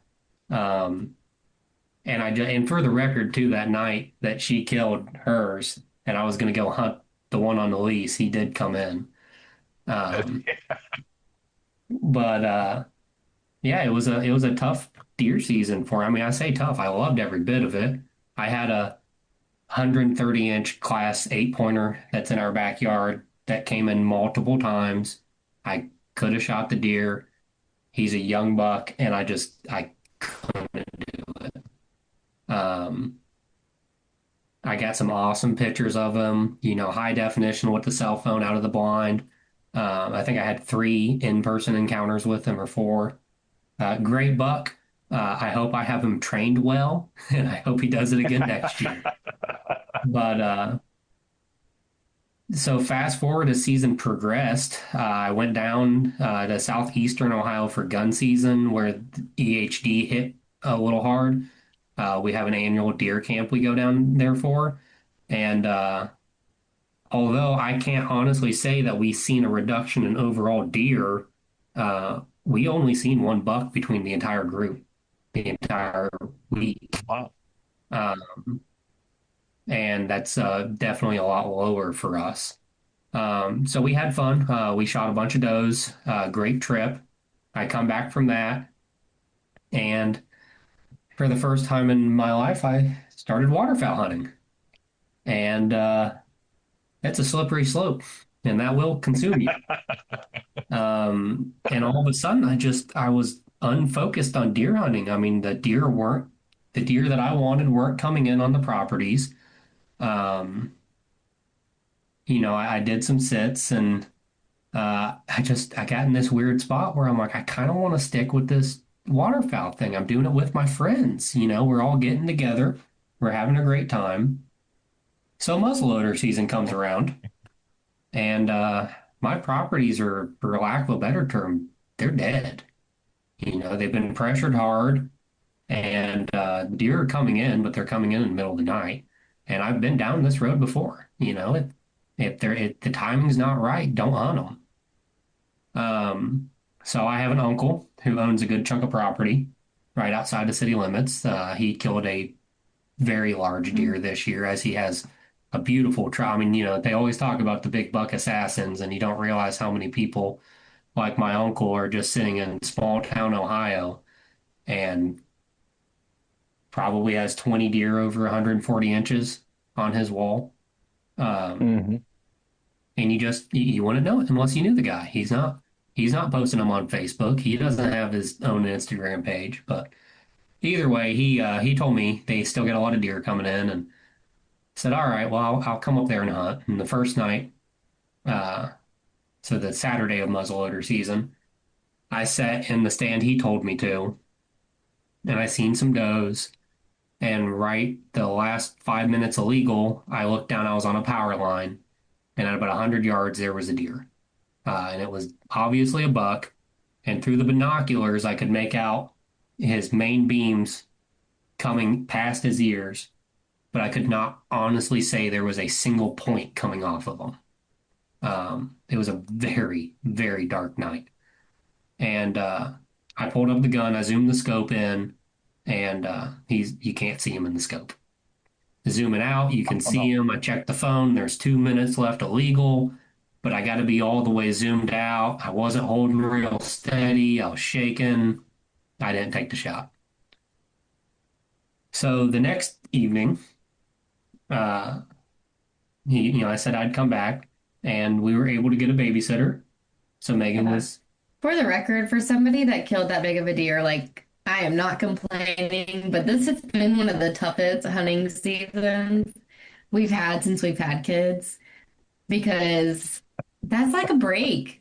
I stay home with them, and that's like, getting to go hunt is my break. And I've let him go every chance there was. I was getting some cabin fever staying in the house, and in all fairness, I'd say I think she only hunted one other time in between these two hunts. Like from when she killed her deer to muzzleloader hunting with me, I think she only hunted one other time. Well, anyways, I got a little bit more knowledge about how the deer had been moving, so I switched, and I hunted in a different spot, and I put her in a great spot where I thought she'd be able to shoot a doe. And I got in this old ladder stand. I mean, real old. Looked like someone made it in shop class. Someone just got a welder and went to town. This thing will be there when I'm long gone. And it's only like 7 feet tall. So I'm sitting in this thing, and I keep trying to look back towards her because she's behind me. I mean, we're probably only 60 yards apart. And at one point in time, and also, mind you, geese are flying over me like crazy. And he's already given us permission to goose hunt after muzzleloader season. So I just can't get it out of my head. I'm just watching all these geese. Well, I look up in the field that she's in, and I see 2 deer, and I'm immediately like, that's 2 bucks. And there's a lot of brush. And I put the binoculars up, and I see the first one. I'm like, okay, it's like a 1.5-year-old buck. The one behind him is probably the bigger one. And mind you, they walked within 12 yards of her. Yeah, we're texting, and he's like, there's 2 bucks coming behind you. And I'm like, okay. So I'm, peeking back. Well, there's 2 does in front of me. And I'm like, well, I don't know if he's going to shoot these bucks or not. And I don't want to ruin it for him if he is. Yeah. So I just kind of wait, and like nothing. So I'm like, are you going to shoot or no? Well, these bucks come around, and they just perfect. And I realize I finally get a chance to see the second buck in line. And I'm like, okay, buck number one is the big one in this group. And it was a beautiful evening. And we probably only had like 20 minutes left. And I was shaking. And I'm like, Hunter, if you are shaking, that is your buck. Like that is your buck right there.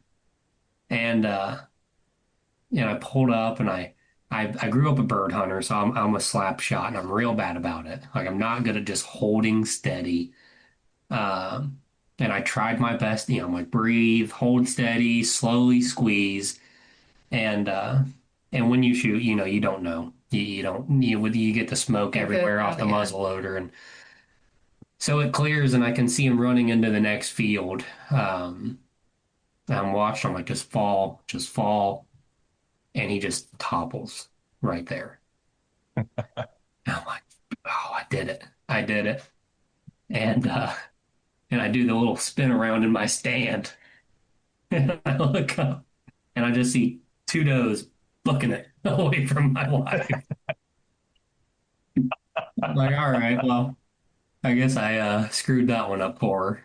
So, but it was nice. We got a golf cart. We drove over straight to the deer. I gutted him right there. We were able to cover the blood with some dirt, and it was dark by that time, but it was such a bright evening, and there was just no clouds, and the geese were still flying. I'm gutting this deer, and I'm still looking up every time a group of geese is flying over us. And my uncle's had that property my entire life, and he has invited me to hunt every year since I started deer hunting. And that is the first time I've ever taken him up on that offer. And I was very happy to kill that deer there, and he was very happy that I did. I lost my father, his brother, obviously, a little over a year ago. He passed right before the birth of our second daughter.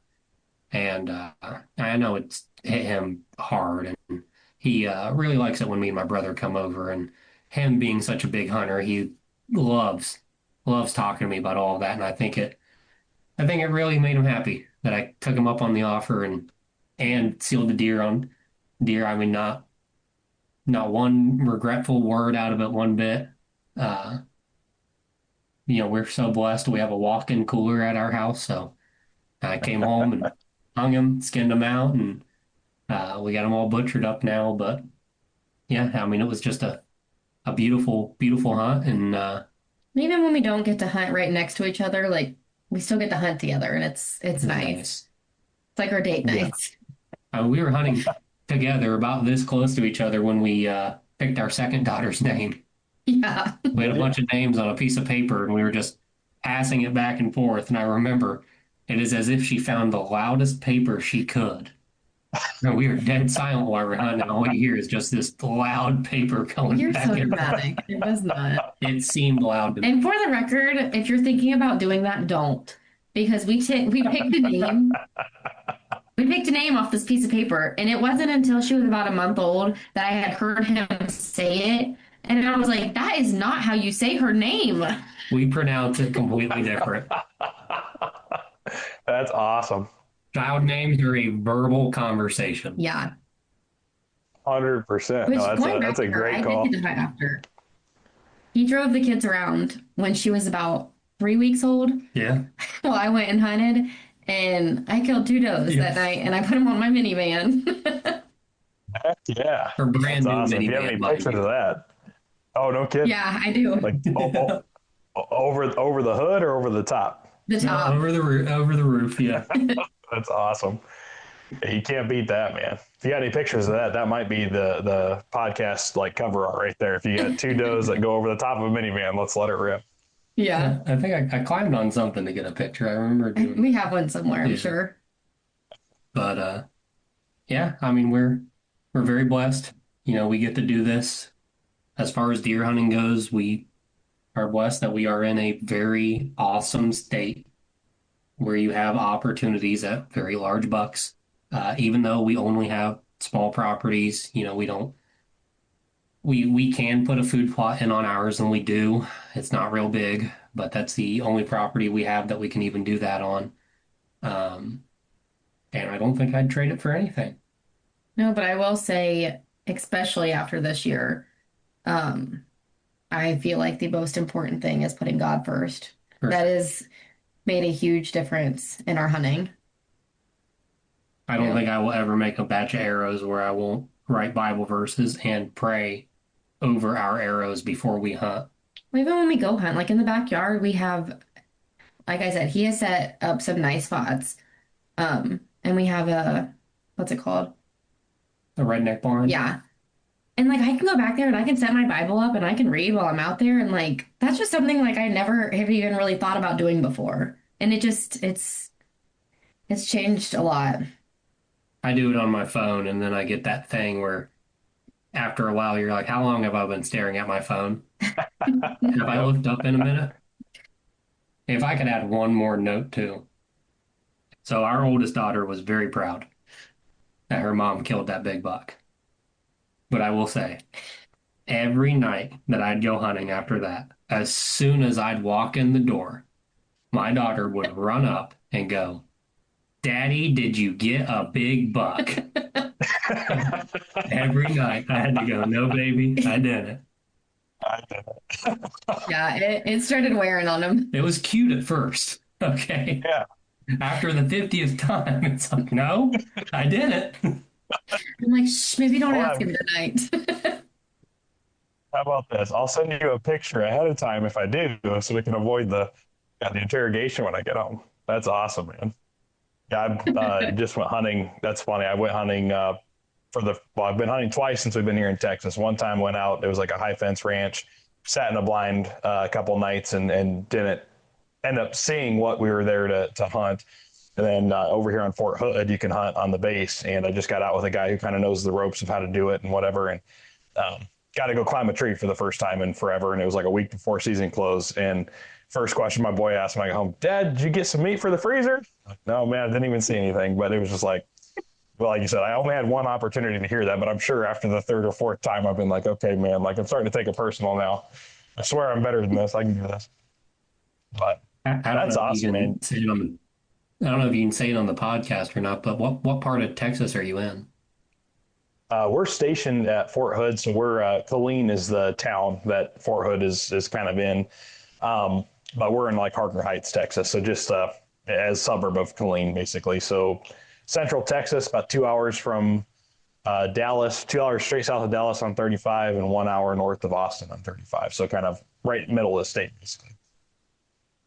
We went down to Texas 2 years ago, 3 years ago, 3 years ago to hunt sandhill crane.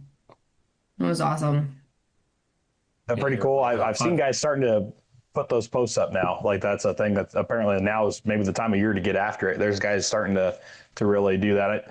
I running an outfitter program previously. There was a lot of guys that would do that, like in Arizona, New Mexico, some of the desert states. And I didn't think much about Texas, I guess, when we came down here. I definitely want to try to do it, but I haven't done it yet. It looks like a good spot to do it down here. We did it in the Panhandle, and one of the things was, it's, oh, hey, in January, we're going to go hunt in Texas, get away from the cold weather. It was like record lows. You have to pick you have to schedule this like a year ahead. Yeah, this was booked a year ahead. We get down there, record lows. Flights were delayed, canceled. Water lines are frozen everywhere. I mean, Nobody knew how to act. They don't know how to react to this weather. And we're down there crane hunting. My father was with us. He was very obsessed with them. He wanted to go do this crane hunt really bad. It was so cold. I was so worried about him. Which he had cancer and he was, terminal by that point. Had recently gone through chemo when we took him. So I was worried about him the whole time, but I can't remember him complaining about being cold one time. No. And we had a great trip. I mean, But you also bought him all new everything right before we went. I went to Cabela's and I bought the heaviest weight gear they sell. Bibs, jacket, gloves, the full head gear. Heated socks, boots, which I kept his boots. They're warm. I like them. They got the bow. He didn't like tying his shoes, so I got the ones with the boa. They're nice Yep. boots. I like them. Every time I put them on, I'm like, he's with me. He's with me Heck tonight. yeah. Literally walking in your father's footsteps, man. That's Yeah, awesome. yeah. That's funny. Heck I've had yeah. the exact same thought on that. That's wild, dude. Yeah, it looks like a cool thing, and that's pretty awesome. If that's a trip he wanted to take, you guys got to go down there and do that with him. That's pretty incredible. Oh yeah. Yeah. Heck yeah, man. He drove me all across this country, taking me hunting. He took me and we I was like 11 years old and we were going turkey hunting and next thing you know, we had three of our four birds for our grand slam in 1 year. And Hey. the school would not let me leave to go get the fourth one. Oh, And no way. it wasn't until I was 19 years old that we went and got that fourth one. I had a good job at the dealership by then. I had some money, and I told him, I said, "Hey, I booked us a hunt for our Miriam," and uh, and we did. We went out and got them, and just felt like we had completed something. That's pretty incredible. What state did you get your Miriam in? I did mine in Nebraska, the very most northwest corner. Uh, Mm-hmm. and mine was a very similar story to yours. I crawled with a reaping fan 800 yards through cow pasture, uh, and I am also very confident I probably could have walked to this turkey. Uh, Yeah. but I was dedicated. The humor in that was my father walked right behind me and picked up all the stuff I dropped along the way. So, Sounds about right. yeah. Yeah, But that's we both awesome. got our They're turkeys. It was beautiful. That was an amazing trip. And you talk about taking videos and stuff for yourselves. Um, my stepmother gave me an SD card. I had a digital camera on that hunt, and I took a bunch of pictures and short little videos. Uh, and I and she gave it to me for Christmas. So I just recently got to go through that, and I tell you, it's a nice thing to have. Heck yeah, dude. You literally can't replace it. That's even, a little bit different scenario, but, my wife and I would she'll open up her Snapchat and play the memories on it. It's like, kind of thank God even for things like Snapchat, dude, because I don't know, they're babies for so long and then they grow up, the kid aspect of everything. And it's just like, we're not sitting there with digital cameras anymore or photo developed cameras or anything like that. Now we have these I've got 4,039 photos on my phone. I know that number because I have to delete 5 every time I want to do anything on my phone because it's out of memory. Yeah, you go through and there's certain ones you just don't ever delete, but what are you ever going to do with them? But then you get these little highlight reels of things. So having an SD card almost handed to you, it kind of reminds me of that. It's like something you might not ever think about again unless you see it play out in front of you, or something just reminds you of the memory. But that's pretty cool. I don't know if you can get a better Christmas gift for that. To be honest. I did finally learn with all my hunting photos on my phone.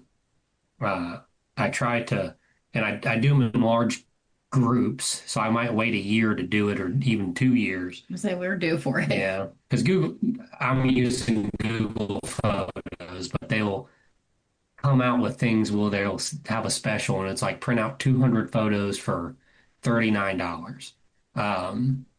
So I just go and I know where I left off.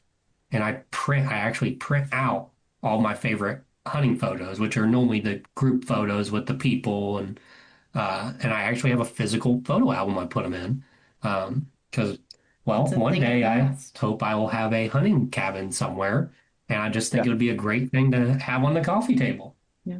All these actual Yeah. photo albums you can flip through and see all this stuff. I've also tried to get in the habit of writing down Yeah. the details that I can remember on the Yeah. back of the photo.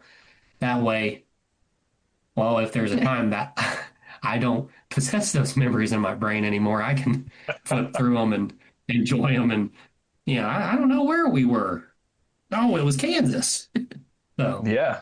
Well, yeah, man. I mean, I don't know. My grandparents, man, they live by photo albums, and that, every single photo on the back of it's got names, dates, more information than you're ever going to think you'll need. But then looking back now, I think we're all kind of in that same boat. We're like, okay, we've got so much digital file space everywhere Like, where does it ever all exist? And I've thought about they have these different apps now.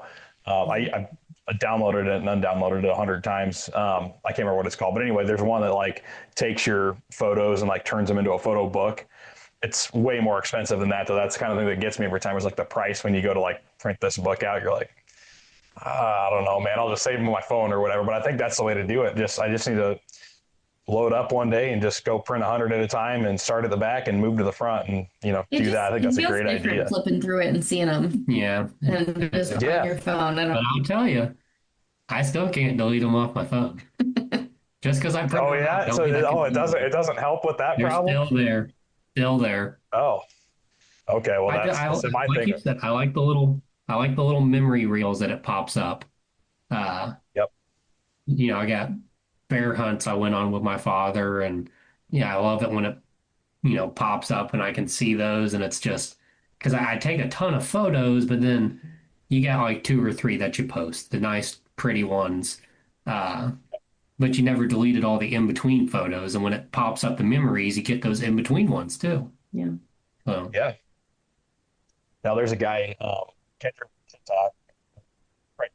he's from Ohio, actually. He works for Rocky Mountain Goat Alliance. I've had him on the podcast, and he's one of his, he does a bunch of different things. He writes, and he has like some story stuff that he does, but then he's a photographer.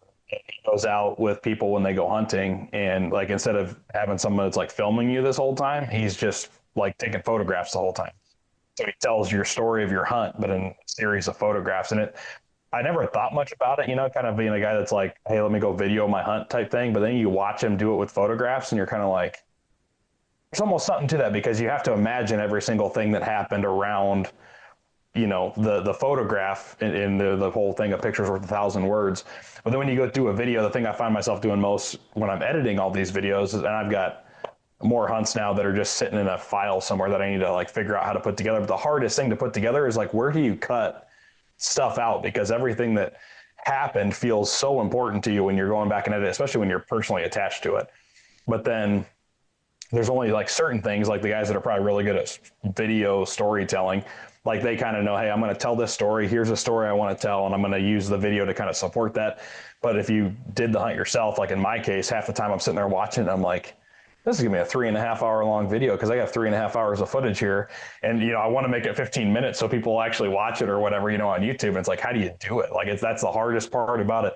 But then you go watch this guy do it with photographs, and it's kind of like, okay, it makes you almost like freeze time a little bit. And okay, what were the actual important things? But you still see the same story. It's just flipping page to page to page instead of watching it all, play out in front of you. So, the whole photograph thing, man, I'm all in that boat, and I definitely need to get on that photo album train for sure, especially with little people growing up in our lives and wanting to get out there and do that. And you got a bajillion photos on your phone. On my phone, I've got to get rid of, but now you said you don't delete them. So that's not going to solve my space issue on my phone that I don't want to get rid of.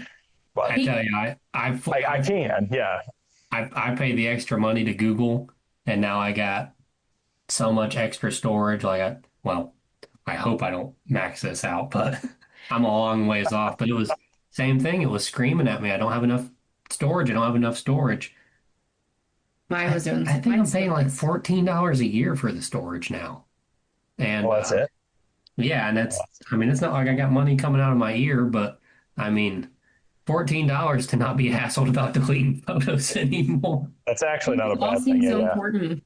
Oh, well, that's just it. And I like how you said it too. Like it's all the in between photos that seems weird, but like now you're like, I find myself doing it mostly like on airplanes and stuff. When your phone's in airplane mode, that's when I'll go through my photos and I'll like actually try to like clean it up or whatever. And it's like, you'll look at the same photos you've looked at 100 times. And for some reason you still can't delete, like it's 3 takes of the exact same picture. But for some reason, like you just can't decide which one needs to go. And like, it's a game, man. So maybe it never needs to go away. I don't know. Maybe I just need to pay $14 a year and let Google handle all the storage problem that I don't have to worry about. But no, dude, that's wild. Your guys' hunting season, by the way, one of the best. I hope I don't bomb any other guests that have been on here, but your guys' story is like one of the best ones I've heard on this podcast. It's awesome. And start to finish, dude, that's the big buck story is so cool. And I had the picture pulled up on Facebook. So I was like, kind of like looking at it while you guys were telling the story, and the body size was one of the first, like the thing I kept coming back and like looking at that deer before you got to that point. And I'm like, how big is that deer? Because his neck, his face, his hips, like everything about him, like that is a monster deer. That's one thing I told him before we actually found him. I'm like, as big as he looked, like his neck just seemed huge. Like it was so big. That's the first thing I noticed. Not even how big, his antlers are. Like he came around that corner and his neck just was like massive. It's a monster. Yeah, it's like you can't tell where his neck stops and his shoulders start. It's like he's a thick deer. Yep. Well, and like I said, I'm not a exceptionally big guy, but I can drag a deer. I've drugged deer. I've pulled deer up into the bed of the truck by myself all the time, no problem. There was no chance, a 0% chance I could, between the two of us, we could get this deer. As soon as we got him to the yard, I went and got the tractor. I was like, we can't. There's no other option. That's it. Yeah. And I do have a picture of her next to him when I had him hanging by the tractor.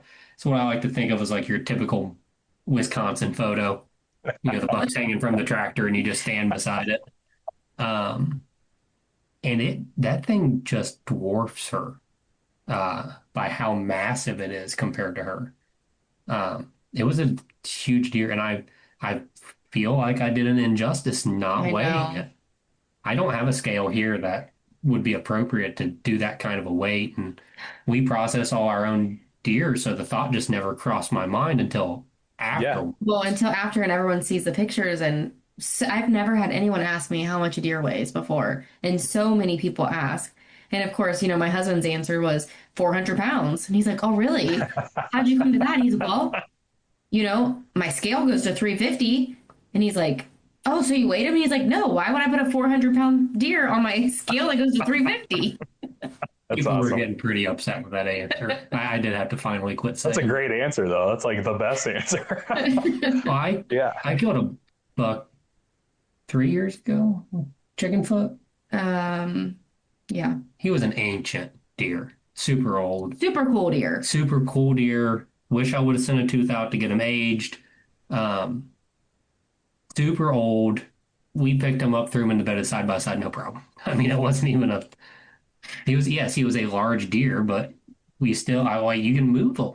Like I've never had. I think with the injury that deer had, he was getting up to eat and mosey around and going right back and laying down and not moving a whole lot. And in all fairness, too, I learned a very, very valuable lesson, which I tell people all the time, don't let trail cameras discourage you. They miss so much. However, this trail camera had a solar panel on it, and I would get pictures during the day, but not in the evenings.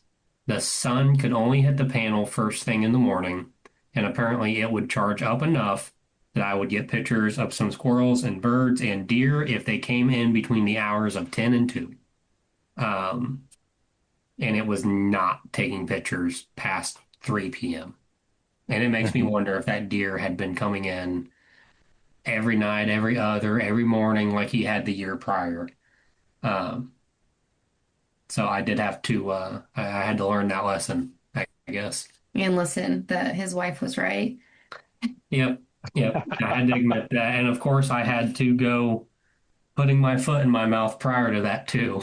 I was even, the gentleman I drove back with the next day was giving me some grief about it because a whole ride, I'm like, she's in the wrong spot.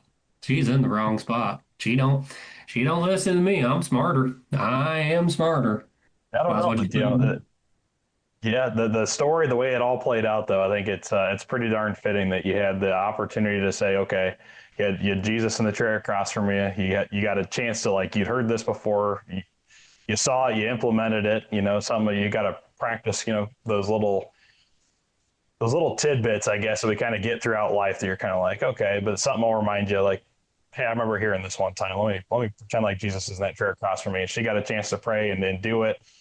And it all played out exactly like it needed to. And I think we've all played that game if you're a person of faith. Like, okay, is this this is happening, like those does, right? Like Yeah. if this isn't supposed to happen, then let's do this. Let's see if this happens. Then it happens, and you're like, okay, but now what if this happens? And like, I don't know, to be honest, if I would have had the wherewithal to not let one of those does get whacked. Like I'm that guy. I'm like, no, I got a tag in my pocket and there's meat in front of me. Let's go. I'm getting it. Well, that's the other thing is we were running low on deer meat. We were. And I was like I had every intention of shooting a doe if it walked in, and I wasn't supposed to. Yeah. Well, little did you know, this guy was going to weigh like 3 does worth of meat on him. Like he's a tank. The biggest deer in the woods walks by. Yeah, that's crazy. And then the size of him too. That's interesting. He had an injury because the biggest, though, that 140 some inch deer I shot, it's got that drop time. He's the exact same way. Like it was, I didn't know any better. It was the second deer I ever shot with my bow. I knew he was big. I get up to him, and I remember the first thing I did was like I was staring at him. I'm like, this is a big deer. And I had an old flip phone at the time, and I put my foot on his neck because I was like, this is how I can show people how big this was. And I took a picture of my foot on his neck, and he had like this much neck on each side of my toe and my heel, like just massive deer.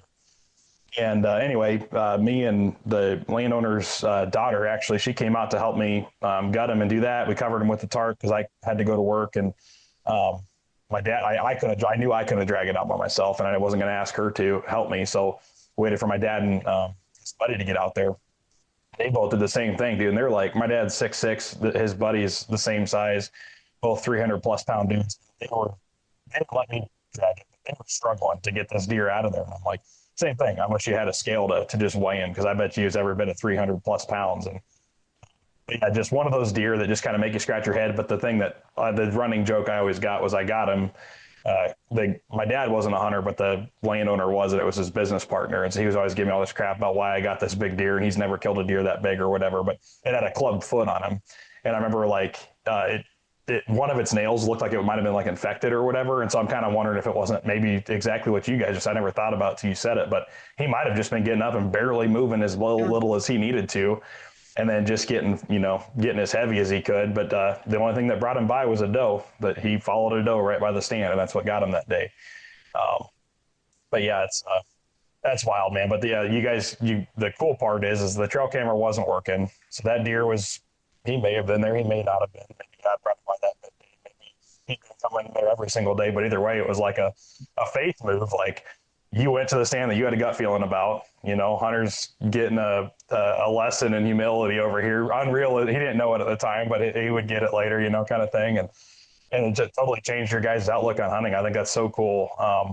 As a couple, and you guys, praying before you go hunting and just making that a permanent part about what you're doing. I think that's powerful in any walk of life, regardless of hunting, there or not. But that's pretty cool to hear you guys tell that story and kind of what it elevated your hunting to now, in a way where it's, maybe it's always been that way, but you talk about it. It's like, hey, part of what we do now is we go out here and we implement, prayer is part of it, and our arrows have Bible verses on them. I think that's so cool. And it just kind of changes the way you did it. And it was all because a trail camera may not have been working. And at the end of the day, someone had a gut feeling, someone didn't. And the woman's always right in those situations, by the way. Like, for sure. I've learned that 100 times. Like, if my wife has a gut feeling about anything, like, I just quit asking questions. I'm like, all right, let's go.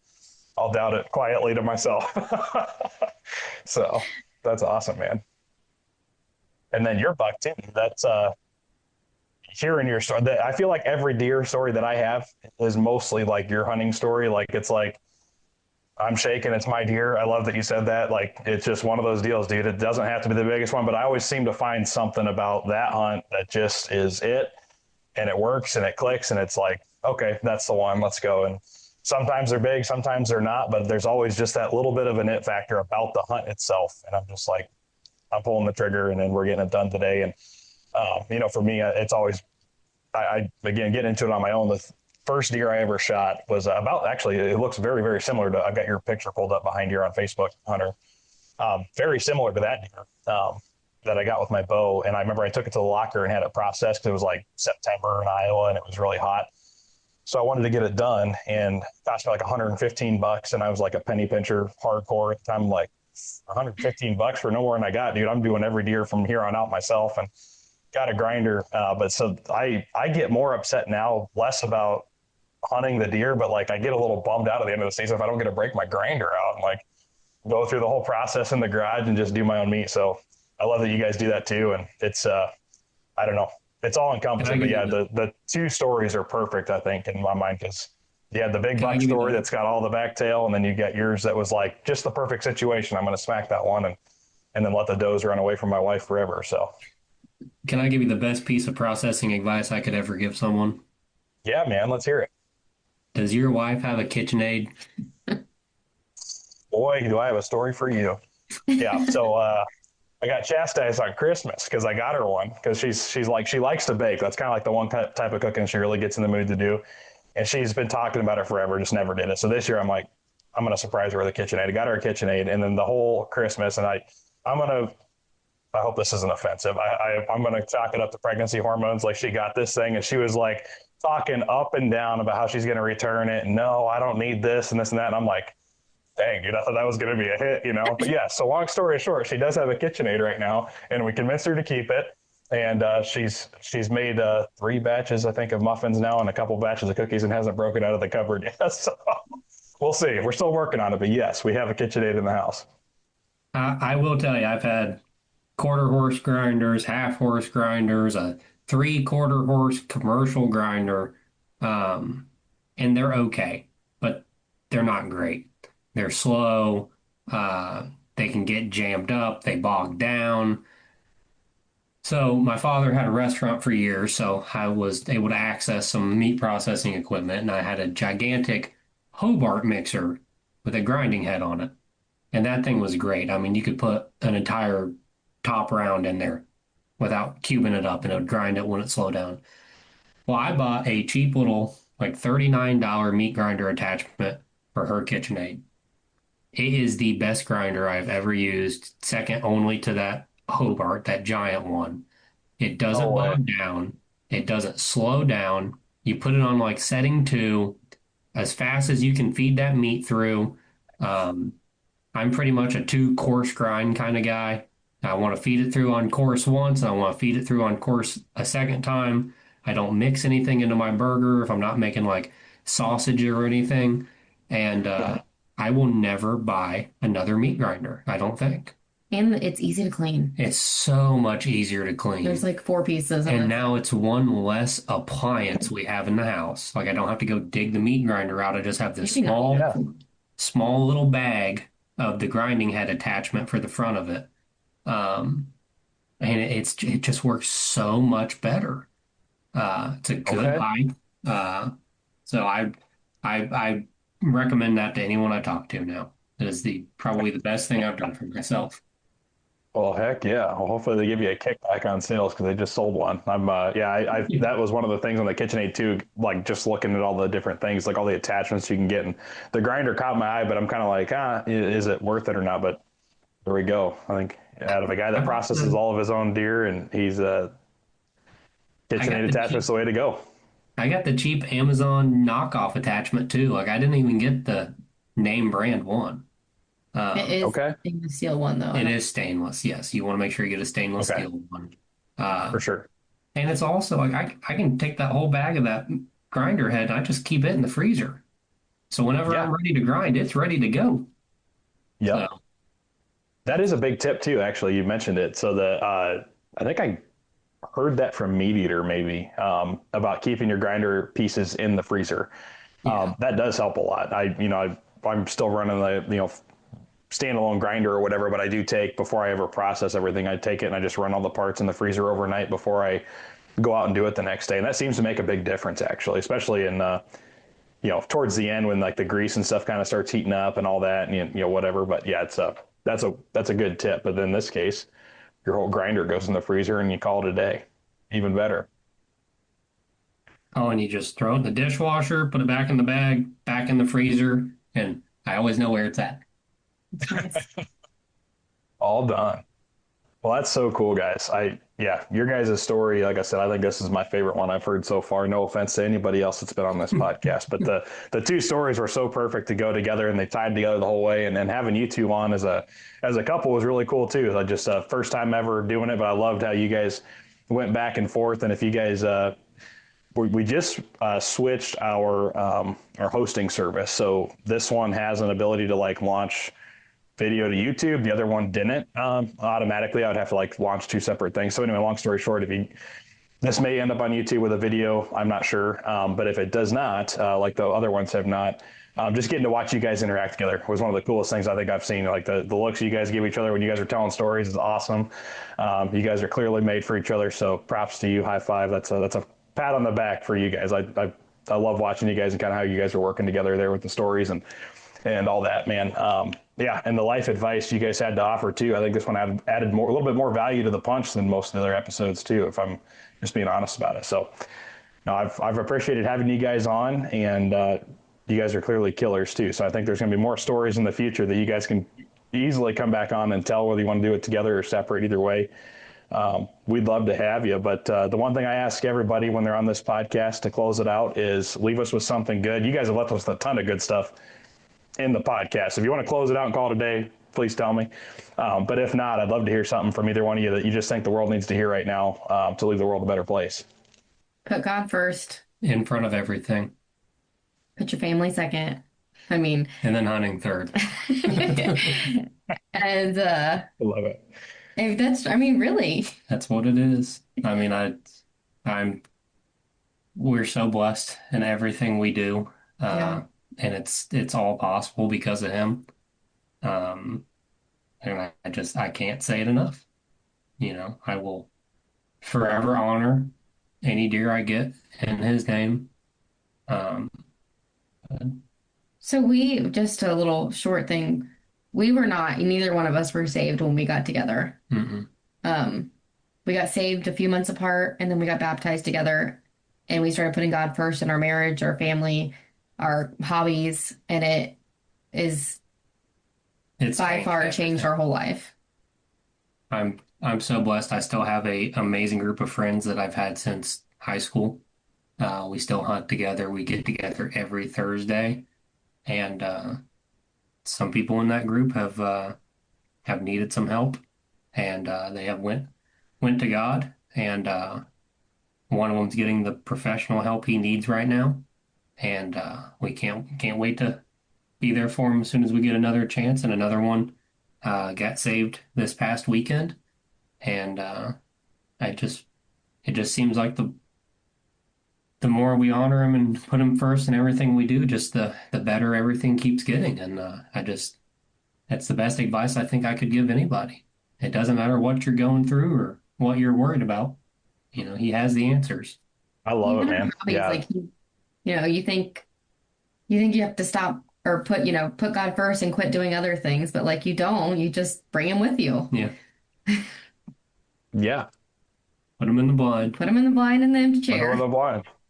Just bring a chair. Bring an extra chair for him with you, and you'll be all set. I think that's pretty cool though. Like, made. She told me to try taking Jesus with me, and I'm like, I'm hunting out of a saddle. So I'm in this tree, and I'm like, I guess he's on that log over there. I'm up that's here, right. he's Yeah, sitting you on find that the log.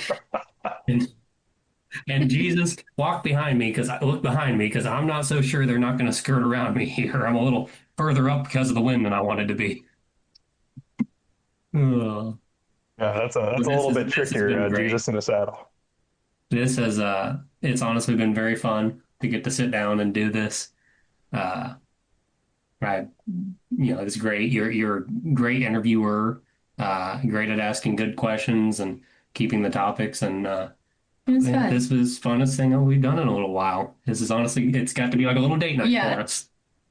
That's awesome, dude. I was gonna suggest it, but if anyone else has any, if they're looking for a date night idea, I'm on the Prayin and Slayin Podcast, and we'll make this a thing. So, no, I appreciate the kind words, brother. It means a lot. It's kind of one of those wild things that God put on my heart a long time ago to do, and I've just never really known exactly quite how to get it off the ground. And then one day I just said, you know what, I just got to do it. So we've been plugging away episode after episode, and it's been evolving like to everything you said. It's one of those things, you give it the space it needs, or you give that extra chair in the room for him just to work on it, and it just starts flowering out into something you just never really thought it would do. And it's kind of, we just wrapped up our first year. 2025 was my first year doing it like start to finish, January through December, and This is part of year 2, 2026, and it's at this point in time, it feels like it's got an actual vision behind it, which is really cool. So, yeah, just plugging away on it, and you guys are part of that story, man. So we love having you, and this has been awesome. And like I said, one of my favorite interviews. Glad that we get to be part of it. Heck yeah, man. Well, I'll let you guys get back to it.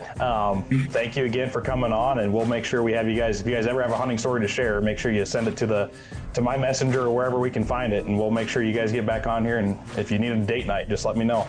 We'll get you on. We'll talk something about hunting and life. We'll do it. Sounds great. Thank you so much. Thank you. All right, guys. Thank you so much. Have a good one. We'll see you. You too. Bye. Well, there you have it, guys. That was an awesome double episode. Our first ever husband-wife episode, and 2 guest episode too, with Megan and Hunter Alsip. What an awesome couple, man. And you guys obviously listen to the audio is one thing, but getting to watch these two interact with each other was something really special. You can tell they have a huge amount of love for each other, obviously, as a husband and wife, and the amount of respect that they have for each other is just outstanding and just radiates through the computer screen here as I sit here and record. And man, just an awesome opportunity. It was one thing to have one guest on. I didn't know what to think about having 2 guests, but this was great and way better than I asked for. And like I said several times in the episode, I think this is one of my favorite episodes. Just so special to watch these two connect and almost have a little date night on the Prayin and Slayin Podcast. So what a cool opportunity. When we started the podcast, I never would have guessed someone would have told me that the podcast was like a date for them. So that was cool and a special piece of feedback. There's something good, man. Put God first. I don't think there's anything more important in life on a day-to-day basis to just reflect on is to wake up. And if you can do anything right during the day, sometimes I say the first thing you should do is make your bed. I think the first thing you should do is make your bed for the rest of the day that you're going to lay in, and reflect on and ask God, what can I do to glorify you today? What can I do through whatever I have coming up, whatever my meetings are, whatever my work schedule is, if I'm going hunting in the field, whatever it is, like how can God show me in those moments how I can serve you and serve the people around me. And I think that's just such a valuable piece of advice. And there's going to be a little bit longer verse of the day today. It's Matthew 6. Let's see here. Matthew 6, 25 through 33 that talks about this. And it says, "That's why I tell you not to worry about everyday life, whether you have enough food and drink or enough clothes to wear. Isn't life more than food and your body more than clothing? Look at the birds. They don't plant or harvest or store food in barns, for your heavenly Father feeds them. And aren't you more valuable to him than they are? Can all your worries add a single moment to your life? And why worry about your clothing? Look at the lilies of the field and how they grow. They don't work or make their clothing, yet Solomon in all of his glory was not dressed as beautifully as they are. And if God cares so wonderfully for the wildflowers, that they are here today and thrown into the fire tomorrow, he will certainly care for you. Why do you have so little faith? So don't worry about these things, saying, what will we eat? What will we drink? What will we wear? These things dominate the thoughts of unbelievers, but your heavenly Father already knows all of your needs. Seek the kingdom of God above all else, live righteously, and he will give you everything you need." Man, I don't know if there's a better passage, and again, putting God first, a better opportunity for something good here. And just today's crazy day and age, man, with inflation and all the crazy stuff and the wars going on, driving gas prices through the roof, and all the things we can't control, arguably can't control if we get involved in the local communities. Maybe we can start controlling that a little bit more as Americans, but that's another point for another podcast. But yeah, man, there's just so many things that feel so out of control when at the end of the day, all God asks for us to do is just put him first. Open your eyes, say, God, I'm here today. Thank you for giving me another day. Walk out into the world, and each moment of your life and each opportunity that comes across your path that day, ask God to show you how you can serve and be a part of his kingdom in each of those moments. And he literally tells us that he'll give us the rest. And we don't have to think about it. We spend so much time worrying. We're constantly consumed with stress and everything else in our lives. And all we have to do is, I think it was Megan in the podcast said, just in the hunting blind, pull up a chair and act like Jesus is sitting there in the blind with you, and just talk to God constantly, pray constantly. The Bible tells us that too. And let your worries melt off your shoulders. Let your shoulders drop a little bit and go confidently into the world, knowing that God leads the way and he's given you everything you need to be successful in whatever he has planned for you. And he'll make your endeavors, he'll make your path straight on whatever endeavors you're trying to chase. So with that, guys, I'm going to leave you to it. Go do something awesome for somebody today. Go check out our partners, Dead Nuts Outdoors. If mobile hunting season's coming up, go check out the knee bags on prayinandslayin.com. Use code PRAYIN10 across the board at Dead Nuts Outdoors, Puck Outdoors, and at prayinandslayin.com for 10% off or free shipping, depending on the site, on all those orders, and support our mission. We have the License to Kill initiative here, where we sponsor veteran hunting and fishing licenses across the country to just help those guys and gals who've served our country, let the food on their table go further, and we serve them by providing sponsorships for their hunting licenses for the year to make sure that they're able to eat and able to get out and do something that reconnects them and regrounds them to the realities of the civilian side when they've seen so much brutality on the warfighting side. And I'm a huge believer in that. So guys, if you support us and you support those partners, use code PRAYIN10 across the board, and you also support the License to Kill initiative. We couldn't do this without you. Go do something awesome for somebody, guys. Put God first, family second, and obviously hunt third. And with that, guys, keep praying and slaying.